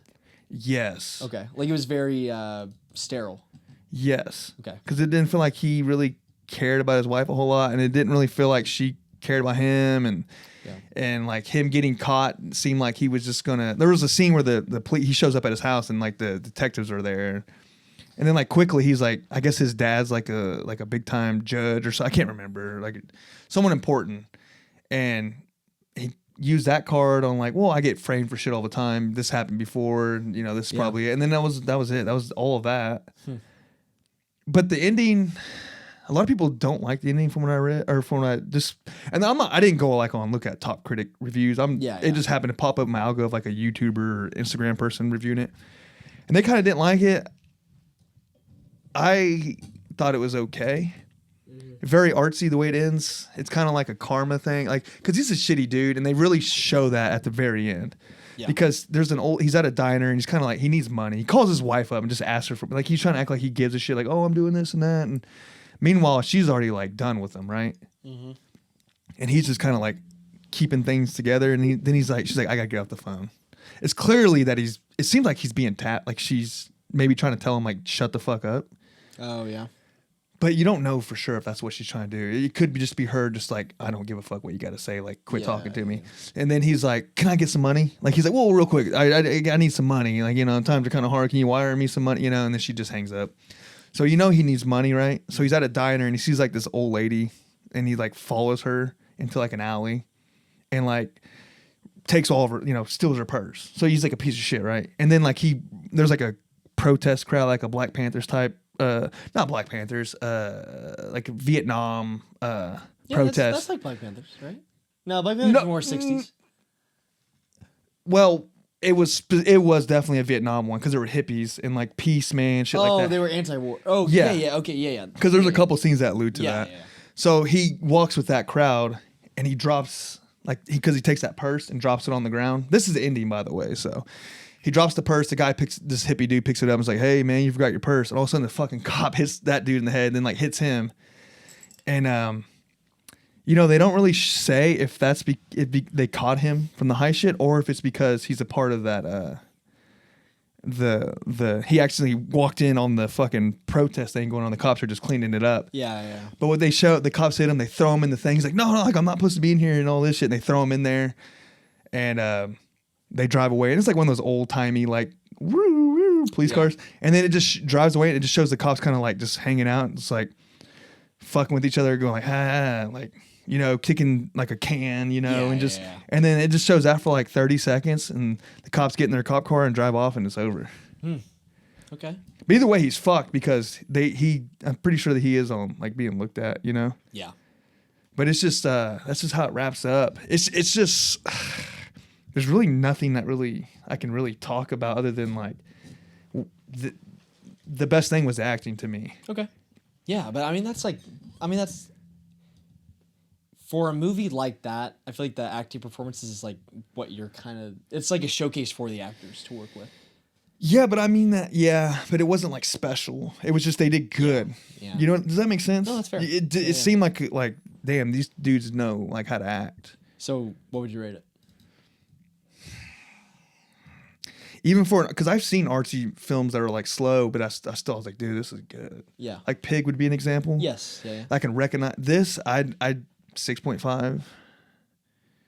I mean, that's higher than what I was anticipating. Oh yeah, well because it is. I can recognize it still, but it's not enough for me to like. Yeah, 6.5. Okay. Because I think even on that world of like artsy slow movies, it still like doesn't shine really. Yeah. I could not recommend this movie to anyone but like a movie buff. Yeah. If you're not a movie buff, do not watch this movie. I've- You will fucking hate it. Yeah, I've heard that from like a lot of people. That I've seen like because after you told me you watched it, I went and watched a couple of reviews about it, and I was like to see like what if people were like agreeing with like what you were telling me. Was it kind of similar? It was very similar. Oh, sick. Yeah. Damn, baby. Nah, all right. Well, I figure like people who aren't, and they'd be like, "This movie sucked ass," you know. Like I had to walk out in an hour, you know. Yeah. Yeah, I don't want to like shit on a movie like this, but it just wasn't fun. There was nothing. Yeah, not a lot of redeeming qualities for you. Yeah, you figured there'd be some moments where you're like, oh shit, oh no, don't get caught, or you know, or something. Yeah. Just wasn't ever anything. Ever anything. Nah. All right. Dang. That's all I gotta say about that. Yeah. All right, shoot. Well, I guess I can get into House of Dynamite. House of Dynamite. A new Netflix release. What I mean, initially coming out was supposed to be a big Oscar contender from Catherine Bigelow, who she did The Hurt Locker. Oh yeah, I hate that movie. I Point hate that. Break. She was the first first woman to ever win Best Director Yeah, that at movie, the Oscars. That movie killed, huh? Yeah, Hurt Locker, dude. Yeah. This is going to be a spoiler free. Like it's going to be a spoiler, is what I'm saying. Yeah, Kind of this like that one will be a last one. spoiler. So fast forward if you don't want to hear any spoilers on this. Yeah. I'll just give a quick synopsis for it, just because I want to give something maybe a little bit more official. But so, new movie from Catherine Bigelow, House of Dynamite, is about raiders at Fort Greely, Alaska, detect a nuclear missile. The president and his entourage must use the limited time they have to try to shoot down the missile before it reaches Chicago. Missile. It's crazy. The first 40, you know what? Even the first hour and 15 minutes of this movie, How long is it? 2? about right under 2. Okay. But the first hour and 15 minutes of this movie, I was so on board, so invested. And it's a very interesting movie to watch because, I mean, it's something we've never really seen on film is like how would the government react to a full-on nuclear war crisis? And, you know, it's kind of set up throughout the movie. It's, you know, it's initially detected and you follow like different groups of characters. So like there's the missile detection facility in Alaska, right? And then it's the Situation Room in the White House, and then I think it's the Secretary of Defense and him working with like the Attorney General, or not the Attorney Secretary General, of War. Secretary of War. Yeah, with like Excuse this general, and then it switches to the president's perspective, and man, dude, the first 2 acts were so engaging, like very edge of your seat, like it was really cool. It was really interesting, and I really liked it. But after that first act where they set it up, you see the perspective, or you see that first act and what happens in that first act. And it's basically a 30-minute window where they detect the missile, and the missile's like about to impact on Chicago. And then you see the same events from 3 different perspectives. And every act I'm like increasingly uninvested in what's happening. Oh, really? Because it's like So even the second act kind of the sucked? second act was just a little bit slower than the first, and then the third act was fucking terrible. I mean, and I can't even tell you, the ending to this movie might genuinely be the worst ending to any movie I've ever watched. It sounds like another It movie was we're going to review. fucking awful. I was baffled. I literally was like, this doesn't happen to me. Like, I've seen movies where like I don't love the ending. I didn't appreciate it or it didn't hit for me. I genuinely was sitting on my couch and I was like, I audibly out loud by myself was like, "Are you serious? That's it?" It was unreal. Man, I kind of don't want you to spoil the ending because I want to. You want to? I've heard from everyone says how bad it's like I'm kind of want to watch it just to see. No, there is another 30 minutes of this movie that's just gone. Like it just ends. If you don't want me to spoil that, I won't. But this movie just ends, and I was like, "Where's the rest of the movie?" I don't know who confirmed that. I don't know who allowed that to happen, and I was so dumbfounded because Catherine Bigelow is way too good of a director to let that happen. I'm genuinely, I have no clue what happened. Sometimes you try to cook too Crazy. hard. I won't spoil the ending for you or anybody else that's watching, but like, I'll let me spoil the third act for you. Go ahead. You start in the Situation Room. You're following Rebecca Ferguson and like some side characters, and it's very emotional and it's very tense. And then you have Tracy Letts as the general, and oh my god, I want to say Richard Harris. He's the main guy from Chernobyl, the TV show. Yeah. He plays the Secretary of Defense, and he kind of has this. You see the characters in a very weird predicament in the 30 minutes because they focus on characters who have family in Chicago, and they're calling their family members, but they don't tell them like that they're about to die. They're basically like kind of saying their goodbyes, like how are you? Like, we haven't talked in a while. I love you. And it's like emotional. Are they just telling them because they don't want to They're not. make them They're freak not out? telling them because they don't want them to freak out. And there's there's nothing they can do to save them. Like they're fucked. Yeah, but wouldn't you want to tell them so they can give their last goodbyes to other people? I mean, I don't know. I mean, you wouldn't want to freak them out and like have them like suffer. And you got to explain to them no, this is we only got 30 minutes. I don't want to sit here and be like, no, I'm not fucking around like this. Yeah. You know what I mean? Well, I mean, by the time that they know that they have to. Yeah. Because I got it. it's a big part of the plot is like they're sending the intercept missiles to try to hit the missiles that are coming towards Chicago. But then those fail. And then and then it's the last 5 minutes and they're like, Chicago's about to be wiped off the map. But what's interesting is you don't know. They never confirm in the movie if the missiles are actually real. Because it's they don't know if maybe it's something that the radars aren't detecting correctly, or it's odd. And then oh, so they never confirm. they never confirm. But they do make it known that they don't know for sure. Yes. Okay, that's weird. Yeah, and then the third act is fucking abysmal. Idris Elba plays the president, and it's his whole arc is that he goes to a fucking. They can't reach him in the first two acts. They're like, the president's off the radar. Like, where is he?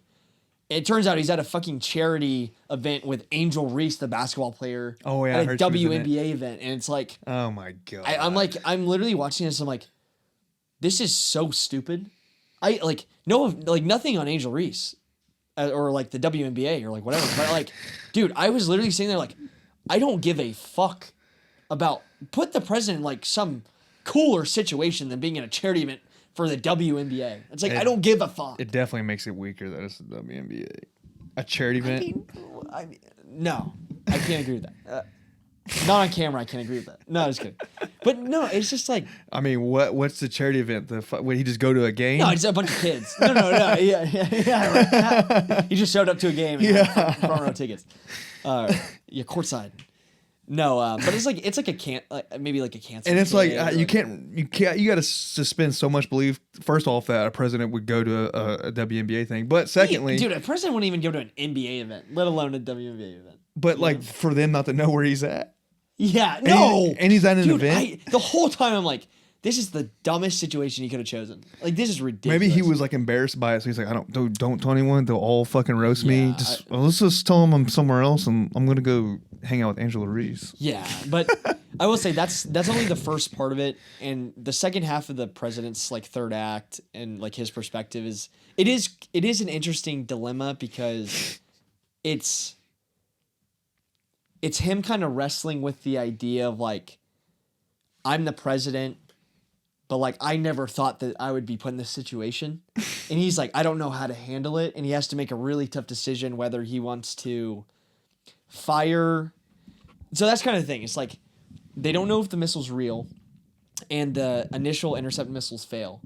So he has to make the decision, are you going to retaliate against potentially China, who you think fired the missile, or like before the missile hits, or are you going to allow the missile to hit Chicago and let everybody die and not react and maybe allow foreign entities to Take advantage of the situation. And it's a really like the dilemma of it and like what an actual president would have to deal with in a situation like that is cool and it is interesting. But You know, something like this happened in real life. with what? It's actually pretty fascinating, pretty cool story. A dude kind of saved humanity. It was a Russian. They got their system started. This is back in the day. Yeah. Their system started going off, and the guy was like, "Fuck!" Like if he calls it in, they're gonna retaliate. Like, Yeah. No. Yeah. but he didn't call it in. He was like, "I don't know for a fact if this is real. I hope to fucking God it's not. So I'm just not gonna say anything." Yeah. And it ended up not being anything. But it was like their systems, but they couldn't like.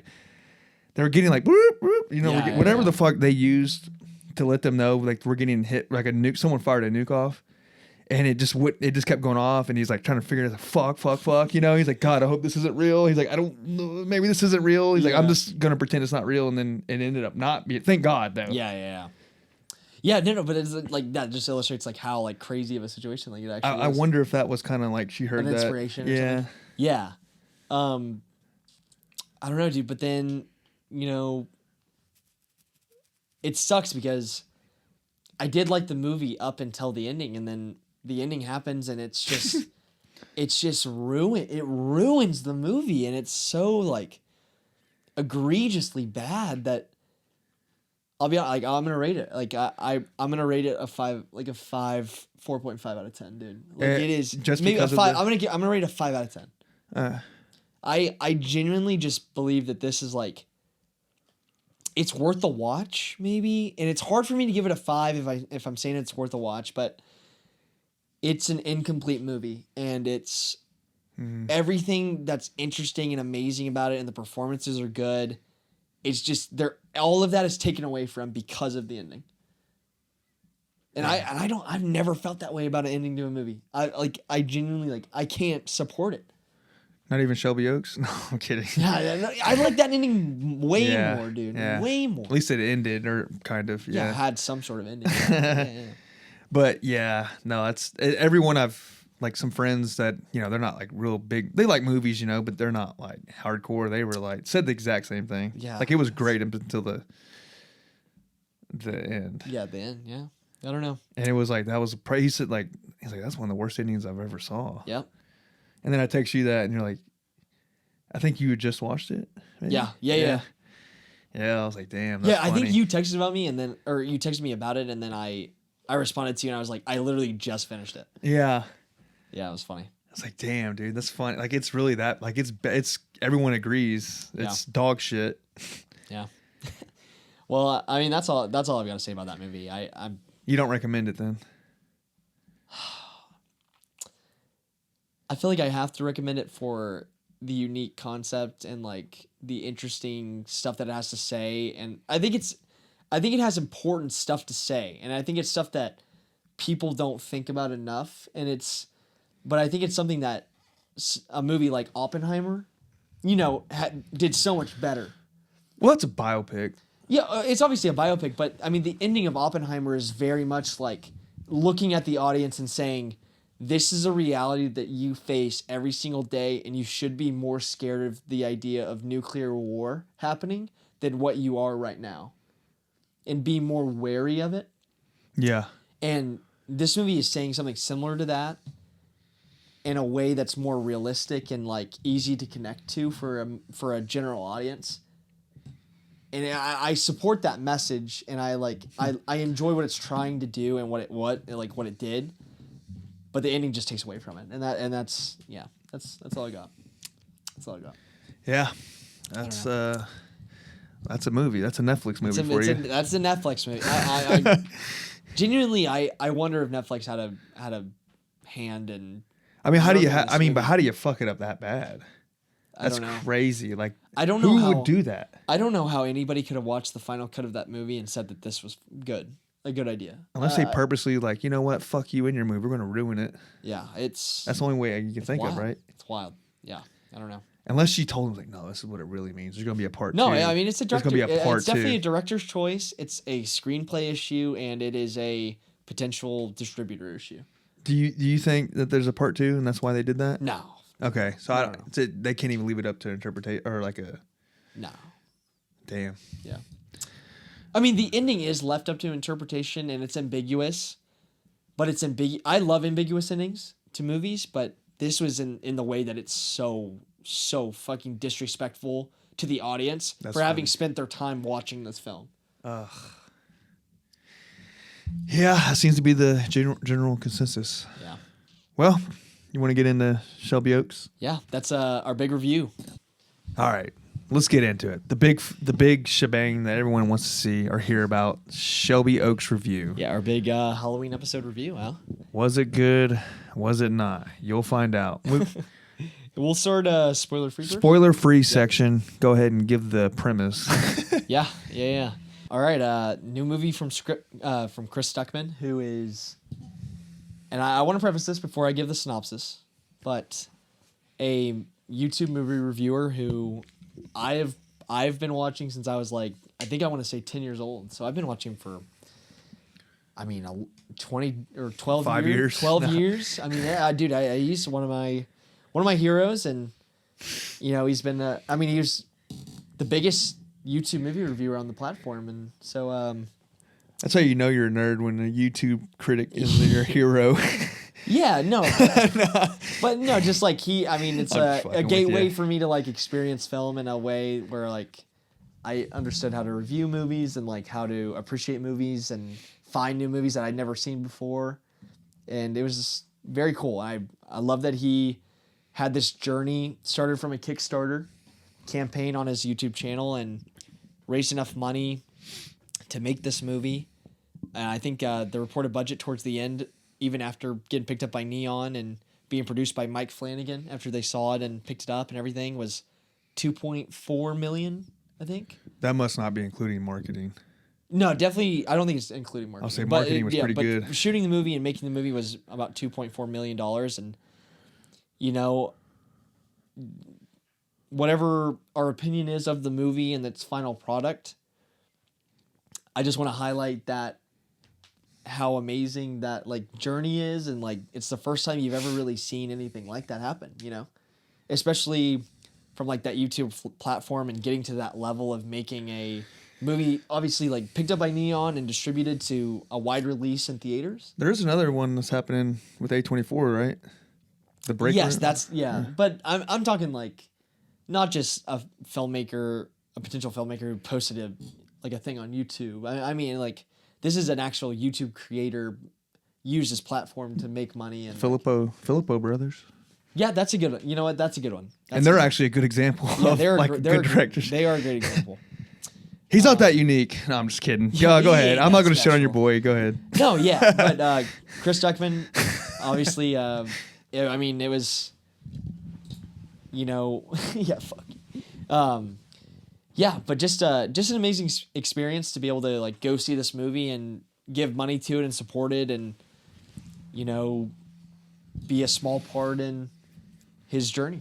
It was really cool. And I watched all of his videos still to today, and it's awesome. But this movie is about Riley Brennan, and who's a Where part is of she? where is Riley Brennan? Who took Riley Brennan? No, but Riley Brennan is a part of a group called the Paranormal Paranoids, Yes. which is a YouTube channel.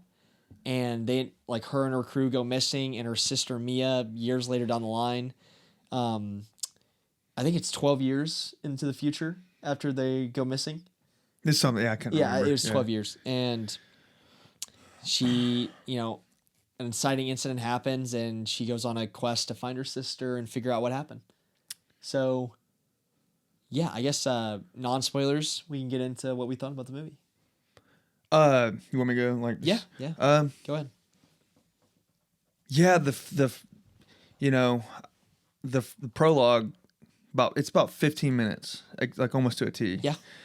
I thought it was really good. And it was Yeah. like something I'm sure it's been done a million times, but something I've never really seen like that. Like, it seemed like a documentary, Netflix style, like they're sitting in a chair getting interviewed, like from an angle, and it seemed like, you're watching it like Documentary style. Yeah. And it's spicing in image of, like, like almost an homage to old YouTube, and like kind of like paying homage to like YouTube creators you would have seen in like 2006, like in the early 2000s, like making videos like that.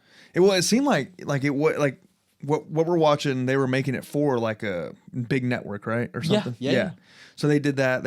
So I thought that was cool. And then like the ending to that was really cool. I'm not going to get into spoiler, but Yeah. So I'm not going to, but But it was just really good. The opening sequence is, I think, what a lot of people have agreed is probably the strongest part of this movie. Yeah. And it sets it up in a really great way. And Yeah. it's very creative. You think you're like, in for something good. Like you're in. You're like, yes, okay, you got me. Yeah, it's very easy to get invested in the story. But as the first act starts happening, you're still kind of on that high of that intro, so you're kind of still in it, but it starts like slowly over time Yes. Yeah. getting worse and worse. And by the second and third act, I was like, I'm a little bit harsher because I don't know the guy at all. I didn't grow up watching him, so I was like, man, this movie stinks. That's literally what I was thinking. Yeah. The script, it's what we all agree on. The script Yes, was yeah. very bad. Things that I just didn't think there was any creativity. It's like, this is a bunch of different movies that he like took badly and made into, I don't know. Like, Yeah. real quick, on an example of like one, it's like, you're looking at like old pictures, like she's like looking at pictures of her sister posted up somewhere like on a mountain. Then like you look closely and you're like, oh, there's a demon in the background. It's like, the demon's just like kind of standing there. Like, it doesn't even look right. It looks like it's photoshopped in there. Like, it's just shit like that. And I'm like, all right, like I've seen this a million times, done better. And there's plenty of examples of that throughout the movie. Like the Colts, I'll let you go ahead. Yeah. I mean, I'll agree with you. I mean, it's very derivative of points, and it does pull a lot of stuff from different movies. I think especially the ending, which obviously I won't spoil, but it's kind of going for a little bit of that Hereditary thing, like, Oh yeah. yeah, going for that. And then, it's very inspired by, and I know this personally just because of, watching his channel, but it's very inspired by the found footage films like Blair Witch, Lake Mungo, Paranormal Activity. Yeah. Yeah. And There's a lot of that It's in a lot there. it's a lot of stuff like that. And the weakest part of this movie is the script. And I definitely, I fully agree with you. I agree with everybody online who's kind of saying the same thing. I will say, though, I think there's moments in this movie that are directed very well, and how it looks visually, and some of the themes that he kind of generates throughout the film and kind of follows through to the end. And the overall mystery is engaging. Like, I was entertained. It was engaging. It was engaging, and it was entertaining, and there's a sequence that I'll talk about in our spoiler section, but I thought it was very good and gave me a lot of hope in what I would hope to see from him in the future. And I think he has a lot of potential as a filmmaker, but as a scriptwriter, which I think I watched an interview today actually at lunch, and he was talking about how he and his wife wrote it. Is this post the movie coming out, or is Yes, this is post the okay? movie coming out. And It's got to do some what's that called, cleanup or yeah, some media cleanup or something. Yeah. No, but I will say. well, what did he say? What did he say? I'm sorry, I cut you off. No, he was. I mean, him and his wife wrote it back in 2016. So Oh, he's putting it on his wife. He's like, this isn't my No, fault. no, not like that. Not like This that. bitch No, fucking. It's definitely his thing, but like, he outlined like the process and getting it made and like all the time it took, and it was. I think this movie definitely struggled because of how long of a period it was written and made, because it feels very disjointed. And the script feels very messy and all over the place and not coherent. And that goes through all the way to the ending that just really fell so flat for me. Then why do you make it then? Why'd you go out of your way to budget this movie or get this like? Well, I mean, it's his directorial debut. I mean, it's first movie that he, from start to finish, from raising the money himself. It's like the raising the money part took that long. Yeah, Okay, like I he got wrote you, I the got you. script and he raised money for it and he got had you. these ideas and added on to it but that's what I'm trying to say. The process of the movie taking almost 10 years and like him adding onto the script over time and having new ideas you wanted to implement into it and going through different eras of horror as time's going past and he's making this movie. It's very obvious to see that. I think that's like a huge impingement on the script and like why it's so messy, you know? Yeah. Because he's trying to include so many different things over the course of 10 years. Yeah. No. So, yeah, I mean, making a movie is one of the I would say extremely hard. It's And- one of the hardest. It's like almost impossible how a movie can get made. yeah, and it's like all the respect to him, and Yeah. we can go ahead and rate it, and you know, I think we've voiced enough of our opinion for non-spoiler, but you want to go ahead first? Yeah. I give it a 5.5. 5.5. And that's me being good. Yeah. I'd probably give it a 6 out of 10. I think it has redeeming qualities, and it was very engaging, very entertaining, and parts of it are very unique. There are elements of it that are very unique, and I appreciated, and that's kind of the best thing I can give to it. Yeah. I wouldn't recommend this movie.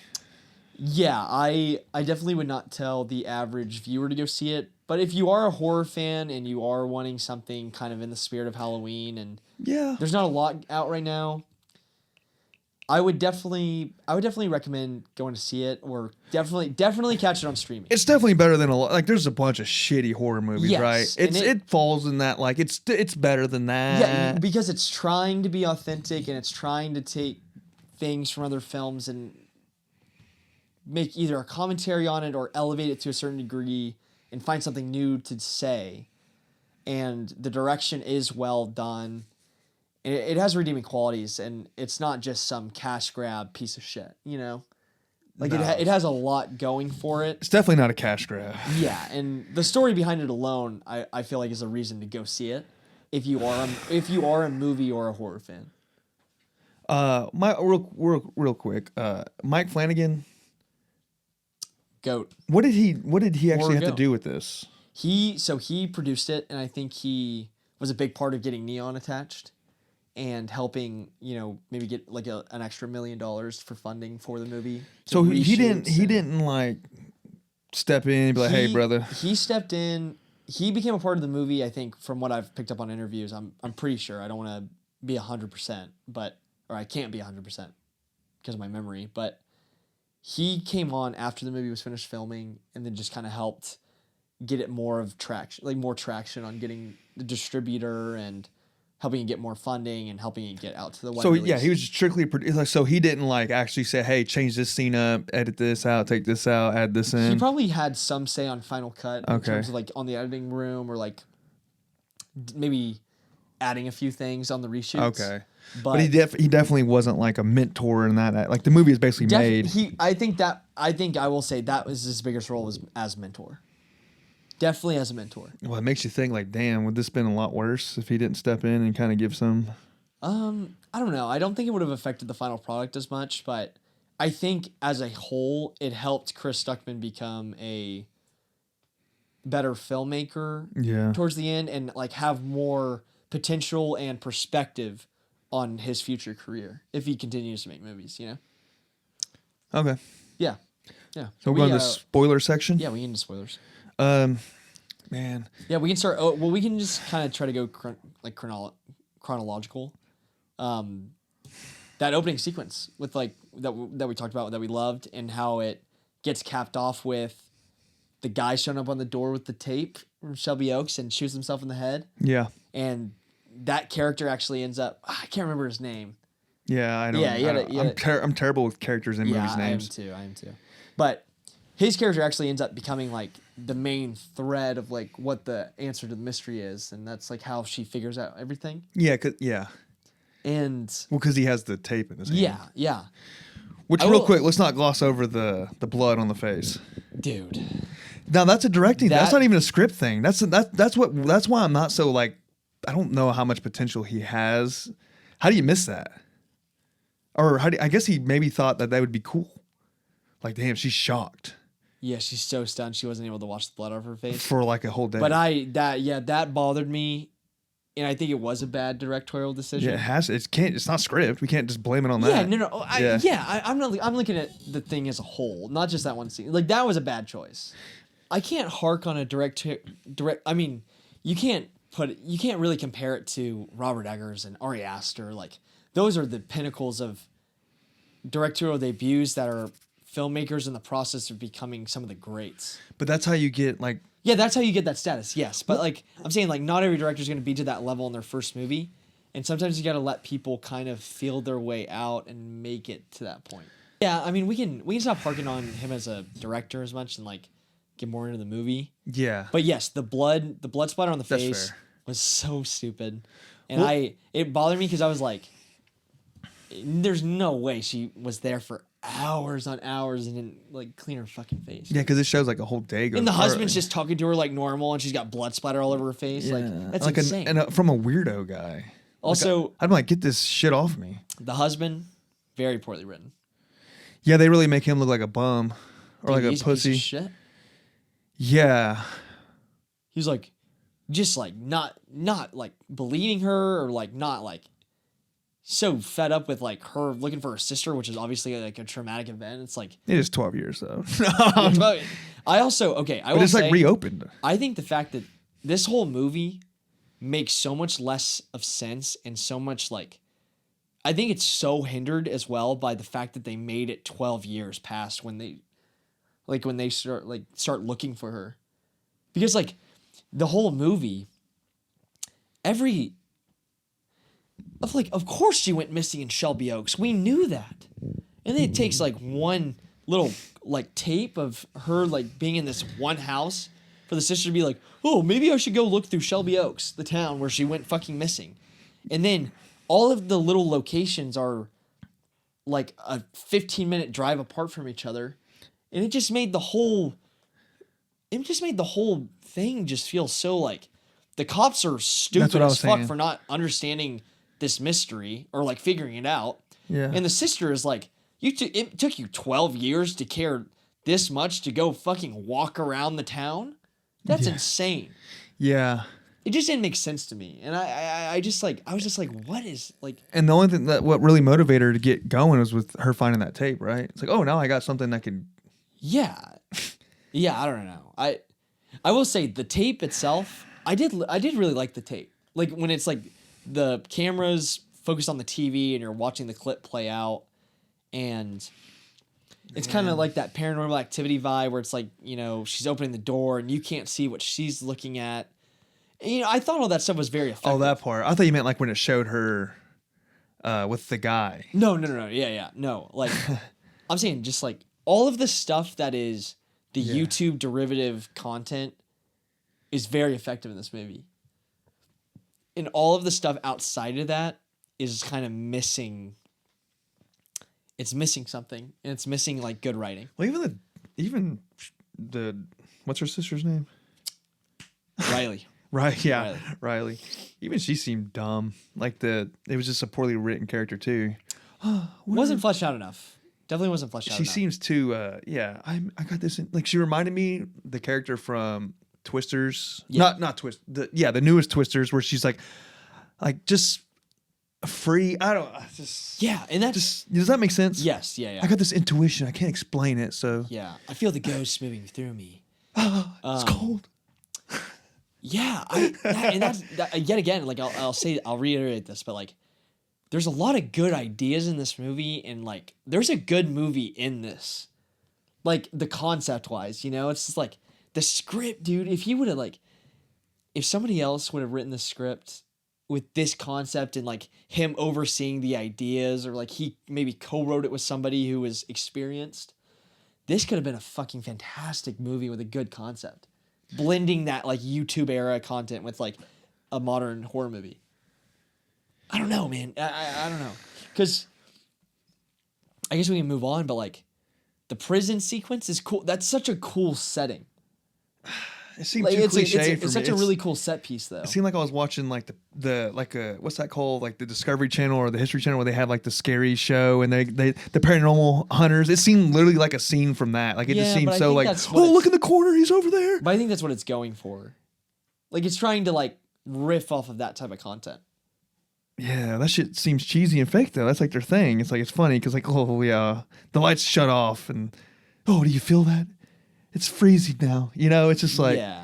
I don't know. But that's like the essence of what those types of videos back in that day were. Back in the like that's what they were. And it's like he's like acknowledging that content, like paying homage to it and trying to fit it within a modern horror film with like those type of sentiments that people want to see.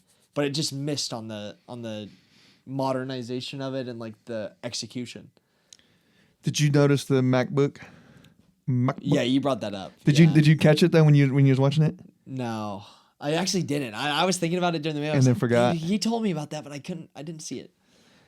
Yeah, apparently from what I heard, the MacBook has a touch bar. In one of the older scenes. Yeah, well, there wouldn't be a Mac In the YouTube sequences. Well, even there was no point. There should have been a MacBook, right? Because it only goes. You said 2006, right? No, dude. The YouTube video sections take place in like 2006, but the rest of the movie is 12 years later in like 2019. Yeah, it's supposed to be in the older section. Yeah, I didn't notice that, but I read it, so I just if anyone else caught that, yeah, that's the thing. leave a That's comment. kind of funny. Leave a comment if you know anything about the MacBook. It would have to be in the older section. That's when she's doing, or Yeah, people. It wouldn't make sense for people to care if it was in the newer section. It wouldn't make yeah. sense to me. Well, I'm thinking, what if this guy was wrong? Yeah, probably. But and then like the pictures all look like the demon just looked bad. The CGI. Oh, we I get into didn't that. think the CGI was that bad. It the really didn't dogs. It didn't bother me. Ugh, it bothered me. It didn't bother me. Like the town when it showed her going into the forest, it like the shot. It just seemed like I was playing Resident Evil or like I don't know, like a video game. Interesting. Yeah, I don't know. I didn't really Like feel I'm that. playing as her, and then I'm just I don't know. It looked bad to me. Yeah. Like the smoke coming out just looked Yeah. like a Halloween video game. Yeah, I don't know. Well, let's talk about that, right? There's her walking in that forest and not taking a weapon, like just Yeah, but because at this point she knows, like, oh, this is some there's dangerous something shit. crazy going on. Yeah. But let me just wander out into this forest. And, Yeah, I mean, she's definitely not a smart character. I mean, she makes a ton of stupid decisions. Like, this actually leads me into the house sequence, right? When she comes across the house, yeah, of the it's, old lady. It's just so convenient too, right? It is very convenient. No chance I'm ever walking into the fucking house of this old bitch who's like, come in my house. It's like a Rob Zombie, like what we were talking about. Like, hell no, Yeah, it's crazy hillbillies. Yeah, fuck no. Yeah, no, it's crazy. Like, dumbest decision ever. And Well, if you're But- her, you're so motivated to find you would your walk- sister, yeah, maybe you'd suspend that decision making to go in there. Yeah, I mean that makes sense. But I mean, I would definitely bring a gun, but yeah, yeah, yeah, for sure. anything, bro. No, but that leads me into that house sequence. From the time she walks into the house to when she goes down into the cellar, before she goes into the cellar, I thought that sequence and how it was filmed and the tension it builds and the creepiness of the old lady, that's the sequence for me that really made me feel like, as a horror director, he has a lot of talent that's unrealized yet. Or that has, like, that's where that potential was that I saw. Like, where she's kind of when she's standing there before she goes in the house, and you can't see her face really, but like you can kind of make out what she looks like, and she's like, he balances that like she's a person, but like she could be something else. Like that kind of illusion of the shadow was really well done. And then when she's sitting in that chair across the room and she's looking at her and they're having that conversation, I thought that looked fantastic. And it was like genuinely like kind of creepy to me. And it was like unnerving, like very eerie. Mm-hmm. But once she goes into that fucking basement, I was like, that's so fucking stupid. And then just like, well, before we get too quick, I'm going to go back to that scene you're talking about. Okay, yeah. What about like when she like steps away and then she's like, "Oop, let me go through her shit." Nope, there's my sister, right? Boom. Very convenient. Yeah, very convenient. Yeah, and that's a script issue. That's obviously a script issue. So you're thinking like camera angles and all that was like good? Yeah, Okay. of course. Yeah, that's what the directing style. Like, You know- there was a stylistic choice there, and throughout multiple choices throughout that sequence that I thought were very well done. Script wise, just Lacking, yeah. Script wise, just lacking. takes away from it. Yeah. I did think the twist, obviously the way we got there wasn't great, but the twist and it ending up with like this, like she was kidnapped by this guy and it was really dark. Like he raped her and they had all these miscarriages and killed these babies and all those little baby graves. It was like very off-putting, and the mom kind of being the evil force summoning this demon inside of this family, and it was so fucking messy. It was like Rosemary's Baby-ish. Yeah, but there's parts of it that are cool. And like if he would have chosen one lane to go down and really focused it, it would have worked for me. You know, because it wants to be Hereditary with that sequence in the attic, and then it wants to be kind of this movie, I don't know if you saw this, but it's something that I know he really liked. It's called Malignant.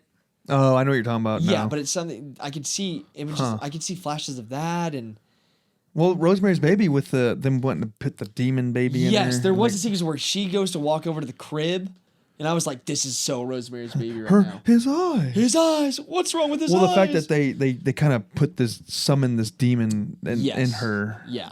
by rape, and also like this trying to get away. Like you Yeah. figured out what happened. Now you're trying to get out of the house. Yeah. Like that's very Rosemary's Baby-ish. Yeah. The epilogue. And that's the thing. Where's the epilogue? Where did it end? The epilogue is like once they get home and she takes Riley home. And then Okay, yeah. and that whole sequence in the bedroom where she tries to kill the baby.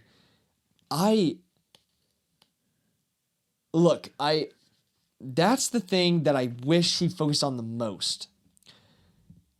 That I thought was the most interesting concept that he came up with was the demon. And there's that visual motif that he carries throughout the movie where it's the crack in the window. I love that. As like a visual thing, I thought that was very unique and something that was really cool, and like how that demon's watching them and kind of a like infection on this family, and obviously the way it plays out doesn't make a lot of sense and it's very poorly written. But that visual motif of the crack in the window and the demon watching them, and whenever it's nearby, it cracks that window.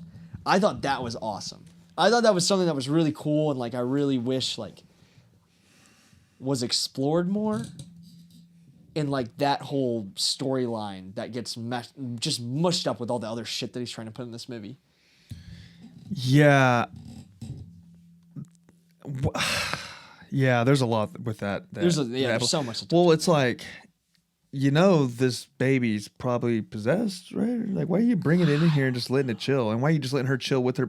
Clearly, she's fucked up. Like, you could tell right away she needs help. Like, she needs like a Yo, you can't leave her fucked. alone with her She's- baby. Like I thought that was crazy. Even if it wasn't supernatural, which She was giving her way too much credit, bro. After being through 12 years of being raped and Yeah. kept in a cage. and at dude, this point, there's supernatural shit happening. You see the photos. She understands like, oh, this demon's been following us, and Yeah. what didn't they levitate at one point? yes, That's what like she understands this. We're in supernatural land now. You're not gonna be like, yo, like let's just leave this She's baby. so fucking relaxed. Let's just take this baby to the fire department and like let them deal with it Yeah, because this dude. thing is. She sees her sister. She's so chill. She's like, everything's fine now. Yeah, and her sister's like, Yeah, tweaking. Like, and then she's like, "What are you doing to the baby?" It's like, dude, you should have fucking seen this coming. Like, yeah, this chick's fucked. yeah. This girl needs to be in an institution. But this baby's yeah. It's just it's like yeah. There's two things going on there. It's like why do you even that was pissed. That like and really then made me mad. And then at the end, she gets flung out of the window by the demon and then gets eaten by the dogs. I see what he was going for there, but What? it just Like, what do you mean? Like who? What The ending. Because I don't like. What was he going for there? Just like how? Like what do you mean? well, I think he just wanted to like make like an off-putting ending. Oh, I got that you. would have like made sense if he chose a specific storyline to focus on. I got you. It wasn't going to be a happy ending. Yeah. And it's like, But it was so like dumb. It was just like edgy. Yeah, it was like just, yeah, like- bro, I'm gonna kill the sister. yeah, it was just weird. It was very. And then by the dogs chewing her up, and I know that CGI didn't bother you, but the dogs just look so fake to me. Yeah, I don't know. I didn't notice it. It's I fine. didn't notice it. But yeah, it's just and it's the dogs. Like, Yeah. what are these dogs? Yeah, where are these dogs? Did they explain anything? Did I miss something? Like, are these dogs like from hell, or they're just random dogs, right? Yeah, maybe just- just infected by the rot and the evilness possession of the town, Shelby Oaks. Like, okay, because that's something they allude to is the son, who's obviously connected to the mom. Everywhere that he touched Oh, okay. became molded and rotted and evil, and it was like this presence of evil that this family carried around to everything around them, and that's why the town of Shelby Oaks is so fucked and like overgrown with weeds, and there's these animals that are infected by the evilness of the town, and that's what I'm saying. Like, Yeah, but okay. like because I know I noticed that, but you really got to get there, dude. You really got to reflect on this movie to get there. And it's like, It's hard to reflect it's on. hard to reflect on. And for a general audience member, like, it's not easy to get there. So that not. does explain the dogs. Then. It does explain the dogs. And, I think because the sister was in the town for so long, for that 12-year period, she's so, like, connected to that evil spirit that it's like, she's just like, she can't escape it. And so that's why she gets killed at the end, because there's this happy ending where she gets saved, but because she was a part of that evilness and that spirit for so long, she has to die. So you think that the evilness is what got? So what about the demon? Then that's been And following them that's since what they I'm were saying. kids. And I think what was supposed to happen was like, because they were kids, the demon attached to them as sisters, mainly on Riley, and pulled her to Shelby Oaks because she felt that inclination and that kind of that sixth sense on these ghosts. Okay. And she gets there to that point where she can be taken. But I think it also affected Mia because you see all of the consequences that it has on Mia, where like she's not able to have children, she's very unhappy and she's miserable, and her Yeah. life is so fucked. Which is common for someone who loses someone. Yeah, loses somebody, but Like I think that, it's like kidnapped. but I think it's supposed to be like that looming darkness of this spirit that has chosen to fuck with them in their lives. Yeah. And also has taken over this town of Shelby Oaks and rotted it. And they chose them because of the sister having that connection. Yeah, I think so. Yeah. Yeah, so I a lot of people are saying it doesn't make sense, and I definitely see why they're saying that. Like, to me, it made sense. I just think it's very unfocused, and the way we get to those themes and the way we get to that realization, it's not earned, and it's not fleshed out well enough to have as much of an impact as I think he wanted it to. And that's just the major overall issue of the film. And Yeah. I mean, I don't know, that's kind of. I think another big letdown is the marketing made it look so good, The marketing was fantastic. which is basically the intro. But this movie is profitable. This movie will be profitable. Well, yeah, they don't really gotta. You just gotta have hell of fucking $3 million. There you go. Yeah. Yeah, but that's. Do we know the box office? It's out. That's something let's see. that's very curious. I would assume it's in the millions, right? Yes. Well, it came out around Black Phone too, man, and that's like you're choosing That's a between tough one. Halloween movies. I would say probably made around 4 million at most. See that. I would say 1 million at the least. 1 to 4. What do you think? Oh, you saw it. Damn it. It's in the 100,000s, huh? That's impossible. Okay. Total domestic gross is 2.83 million, but it overall grossed just on opening weekend alone. It might make more money, but it did gross $277,000, which is bad. But didn't expect it to. Didn't expect it to do that much, to profit that much. This has a lot of word of mouth though. It does. It does. The marketing and just the whole online culture trying to. Everybody's reviewing this movie honestly, and I love that. But they are also propping him up and saying like, "Oh, like we support this creator who did something that we all admire, and go see it if you can." You've seen the Rotten Tomato scores? They have dropped. They dropped so and I'm like plummeted from like 84% or 86% to like 57. Which I'm thinking like, who the fuck gave this a motherfucker an 80? Well, I mean, it's just this movie has been premiering and getting reviews for over a year because it premiered at a film festival, and then it got, who and in then the it right got mind kinda could give it an 80? re-edited and then redone. So I don't Do you know. think there's a better movie before this? No, I just think People being nice. They don't want to be a dickhead. Yeah, I think as more reviews came in, people were more likely to, be a little tougher on it. Be honest. No. Be honest, yeah. Yeah. Yeah, that's Shelby Oaks. Poor guy though. I mean, I'm sure he's pretty bummed out. I will say, I was watching that interview I was talking about with you, but he said that he is currently reading scripts, and he's reading scripts that other people have written, and he's trying to choose his next project, and it looks like he's going to direct something that somebody else has written. And he apparently has a project that's gotten some traction, with getting picked up by a studio and getting made. Cool. And that's cool. That's great. And I'm like, I am definitely looking forward to whatever he does next. And I'll definitely be there at the movie theater, paying money to go see it. And I know it's tougher for you. I know. Yeah. It's tougher We'll for you. see. I'm not sold on him yet. Well, Yeah. it's going to come down to marketing for me. Of course. Nothing against the guy. I hope the best. But obviously we both wish him luck. Yeah, for sure. Anyone that makes, that's tough, man. Yeah. All right. Well, we still wanted to do that A24 thing. We can do that. We can try to go through that. We'll do that. Yeah, that's gonna be. I want to put you on the spot. I don't want you to think on it. Yeah, put me on the spot. I'll time you. This will be our capper for the episode. Pull out your phone and write it down, maybe, so you remember. Because I'm gonna name you like 10 movies. Maybe you can like write them down as I'm telling you, unless you think you can 10 remember. movies. I get to keep 3, cut 7. Yeah, you're just basically just gonna tell me the movies you're keeping. All right, I got you. Dun, dun, dun, dun, dun, dun, dun, dun. That's Now this is A24 horror movies. Now I made this a little bit harder because I knew if I threw in like, we'll say Hereditary, Midsummer, like those were easily being your 2, right? Yeah. So I'm gonna make this. All right, go with me. Get me. All right, first one. Ready? Yeah. Killing of a Sacred Deer. Okay. Pearl. Okay. X. Lighthouse. Oh man. Okay. The Witch. All right. Talk to Me. Oh my gosh. Saint Maud. Green Room. I gave you some easy ones. Bodies. Oh. And Tusk. Tough.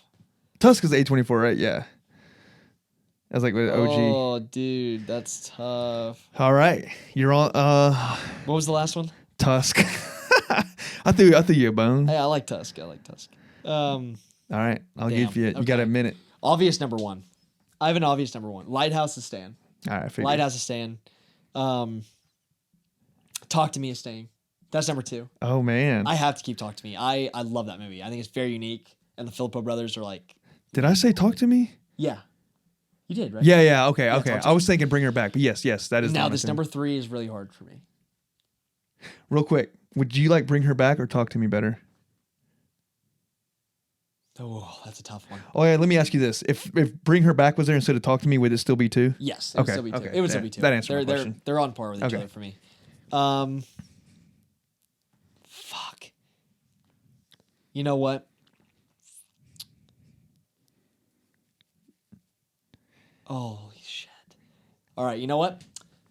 I'm staying with it. Green Room. Oh wow! I love. I'm cutting The Witch. I'm cutting Killing of a Sacred Deer. I'll tell you what my 4 and 5 would be. Killing of a Sacred Deer and then The Witch. Okay. I'm not as high on The Witch as you are. Oh yeah, it's I am my favorite. I am a Lighthouse stan. Yeah. I'm also a Northman stan. I think The Witch is my least favorite of Robert Eggers' movies. That's crazy, bro. Yeah. It's my. I know, yeah. I know. It's one of my favorite movies. I know it is. Yeah, I know. love it. I think it's a great movie. I just think like things that I personally love more. I think Green Room is a underrated masterpiece. You threw me off with Green Room. You must really not like The Witch. No, it's hard for me to choose The Witch over Green Room because I would much rather watch Green Room. I got you. And this, honestly, I forgot. I told you in there. I don't know if you remember. I said movies that like, if the other movies you can't watch ever again. Yeah. All right. Does that Damn. change it up? Does that change it up? You should have. No. I definitely keeping those 3. I should have said that first. Maybe, and the only thing I would consider switching is Green Room and Killing of a Sacred Deer. Okay. That's the only thing I would consider. Do you want to try to guess my 3? What I was going to pick? Oh, dude, I know what you're picking. Go You're ahead. picking The Witch, number 1. Okay. Pearl. And Killing of a Sacred Deer. Because you're a big Yorgos guy. Damn. Yeah, you nailed it. Did I really? Yeah. You're like, dude, you Yeah. guess mine. I nailed it right on the nose. Pearl was up in the up. It was between that and I like Saint Maud. I think that's really good too. Saint Maud's good. It's Saint Maud's spooky, good. dude. It's scary. is. It's very It's unsettling. honestly scarier than The Witch to me when I first saw it was the scariest. I think it's probably the scariest or second scariest on here, right? Yeah. Damn. All right. Dude. Yeah, I got All you. right. Well, Hey, happy- real quick. Top. What's the best Halloween candy? If you had to choose, Oh, favorite Halloween candy okay, no chocolate. for you or just in Are we general? counting chocolate? Any, yeah. Come on, brother. Top 3? You want to do top 3? Does that make it easier? 3? Yeah, let's do 3. I'm going 3-1. And this is Halloween candy, not just chilling eating candy. Candy corn. What you want to get on the Candy corn number 3. I fucking love candy corn. really, Unpopular opinion. I love candy. really is. It's geezer candy. That is geezer candy. Number 2. Ooh, Shit, I'm trying to think of Halloween candies. man. A Reese's? Yeah, hell yeah. Reese's Be- number Be 1. specific. Reese's, nah. There's a Your cup. Reese's is number 1. There's Reese's a- cups. Okay. Reese's cup number 1. Yeah. And then a Twix. Twix is Twix. I'm a Twix guy. I don't really. Those are Kit classics. Kats and Hershey's are not like Nah. whatever. I hate Rolos and I hate Milk Duds. If Oh, Rolos go hard, dude. Back in the day when if somebody ever put a fucking box of Milk Duds in my little jack o' You're gonna lantern egg their house, huh? pail, I'd be pissed. You're gonna egg their house. TP, TP egg at all. their house. Fuck you. Paint their cat blue. Yeah, they're getting tricked, not treat. You know what I'm saying? They're getting tricked, not treat. Man, I'm with you on that list. Basically, Reese's number 1. Yeah, Butterfingers for me is 2. yeah. And then I like- a third might be a Snickers or a I'm not a Twix. Snickers guy. But it has everything. It's a classic Halloween classic. candy. It It's is very a classic. classic. It's a Everything. classic. Chocolate, nuts. Pause. I love nuts. Caramel. I love nuts. 6 out. But there we go, man. Tell us your favorite Halloween candy in the comment section. Let us know. Yeah, argue about it. Fucking get an algo going. Yeah. Skittles, no. Shit. Lifesaver gummies, no. Oh, I love those. Yeah, but that's not really a Halloween candy. It's not just a candy. But Yeah. yeah, Yeah. Shoot, but next week we got Bugonia yeah. and we have So ready, bro.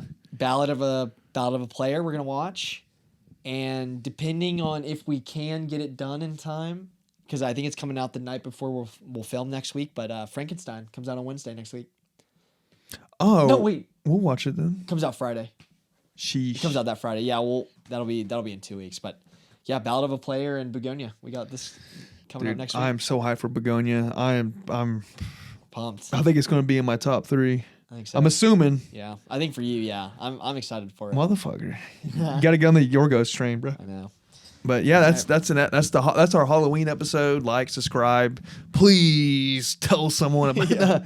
Please watch. Please Yeah, show your please. friends. We need We're it. desperate. We need the views. We're desperate. But yeah, next week Bugonia and what are the other shit that he said? Ballad, yeah. Just kidding. All right. All right, we'll see y'all. Happy Halloween. Happy Halloween.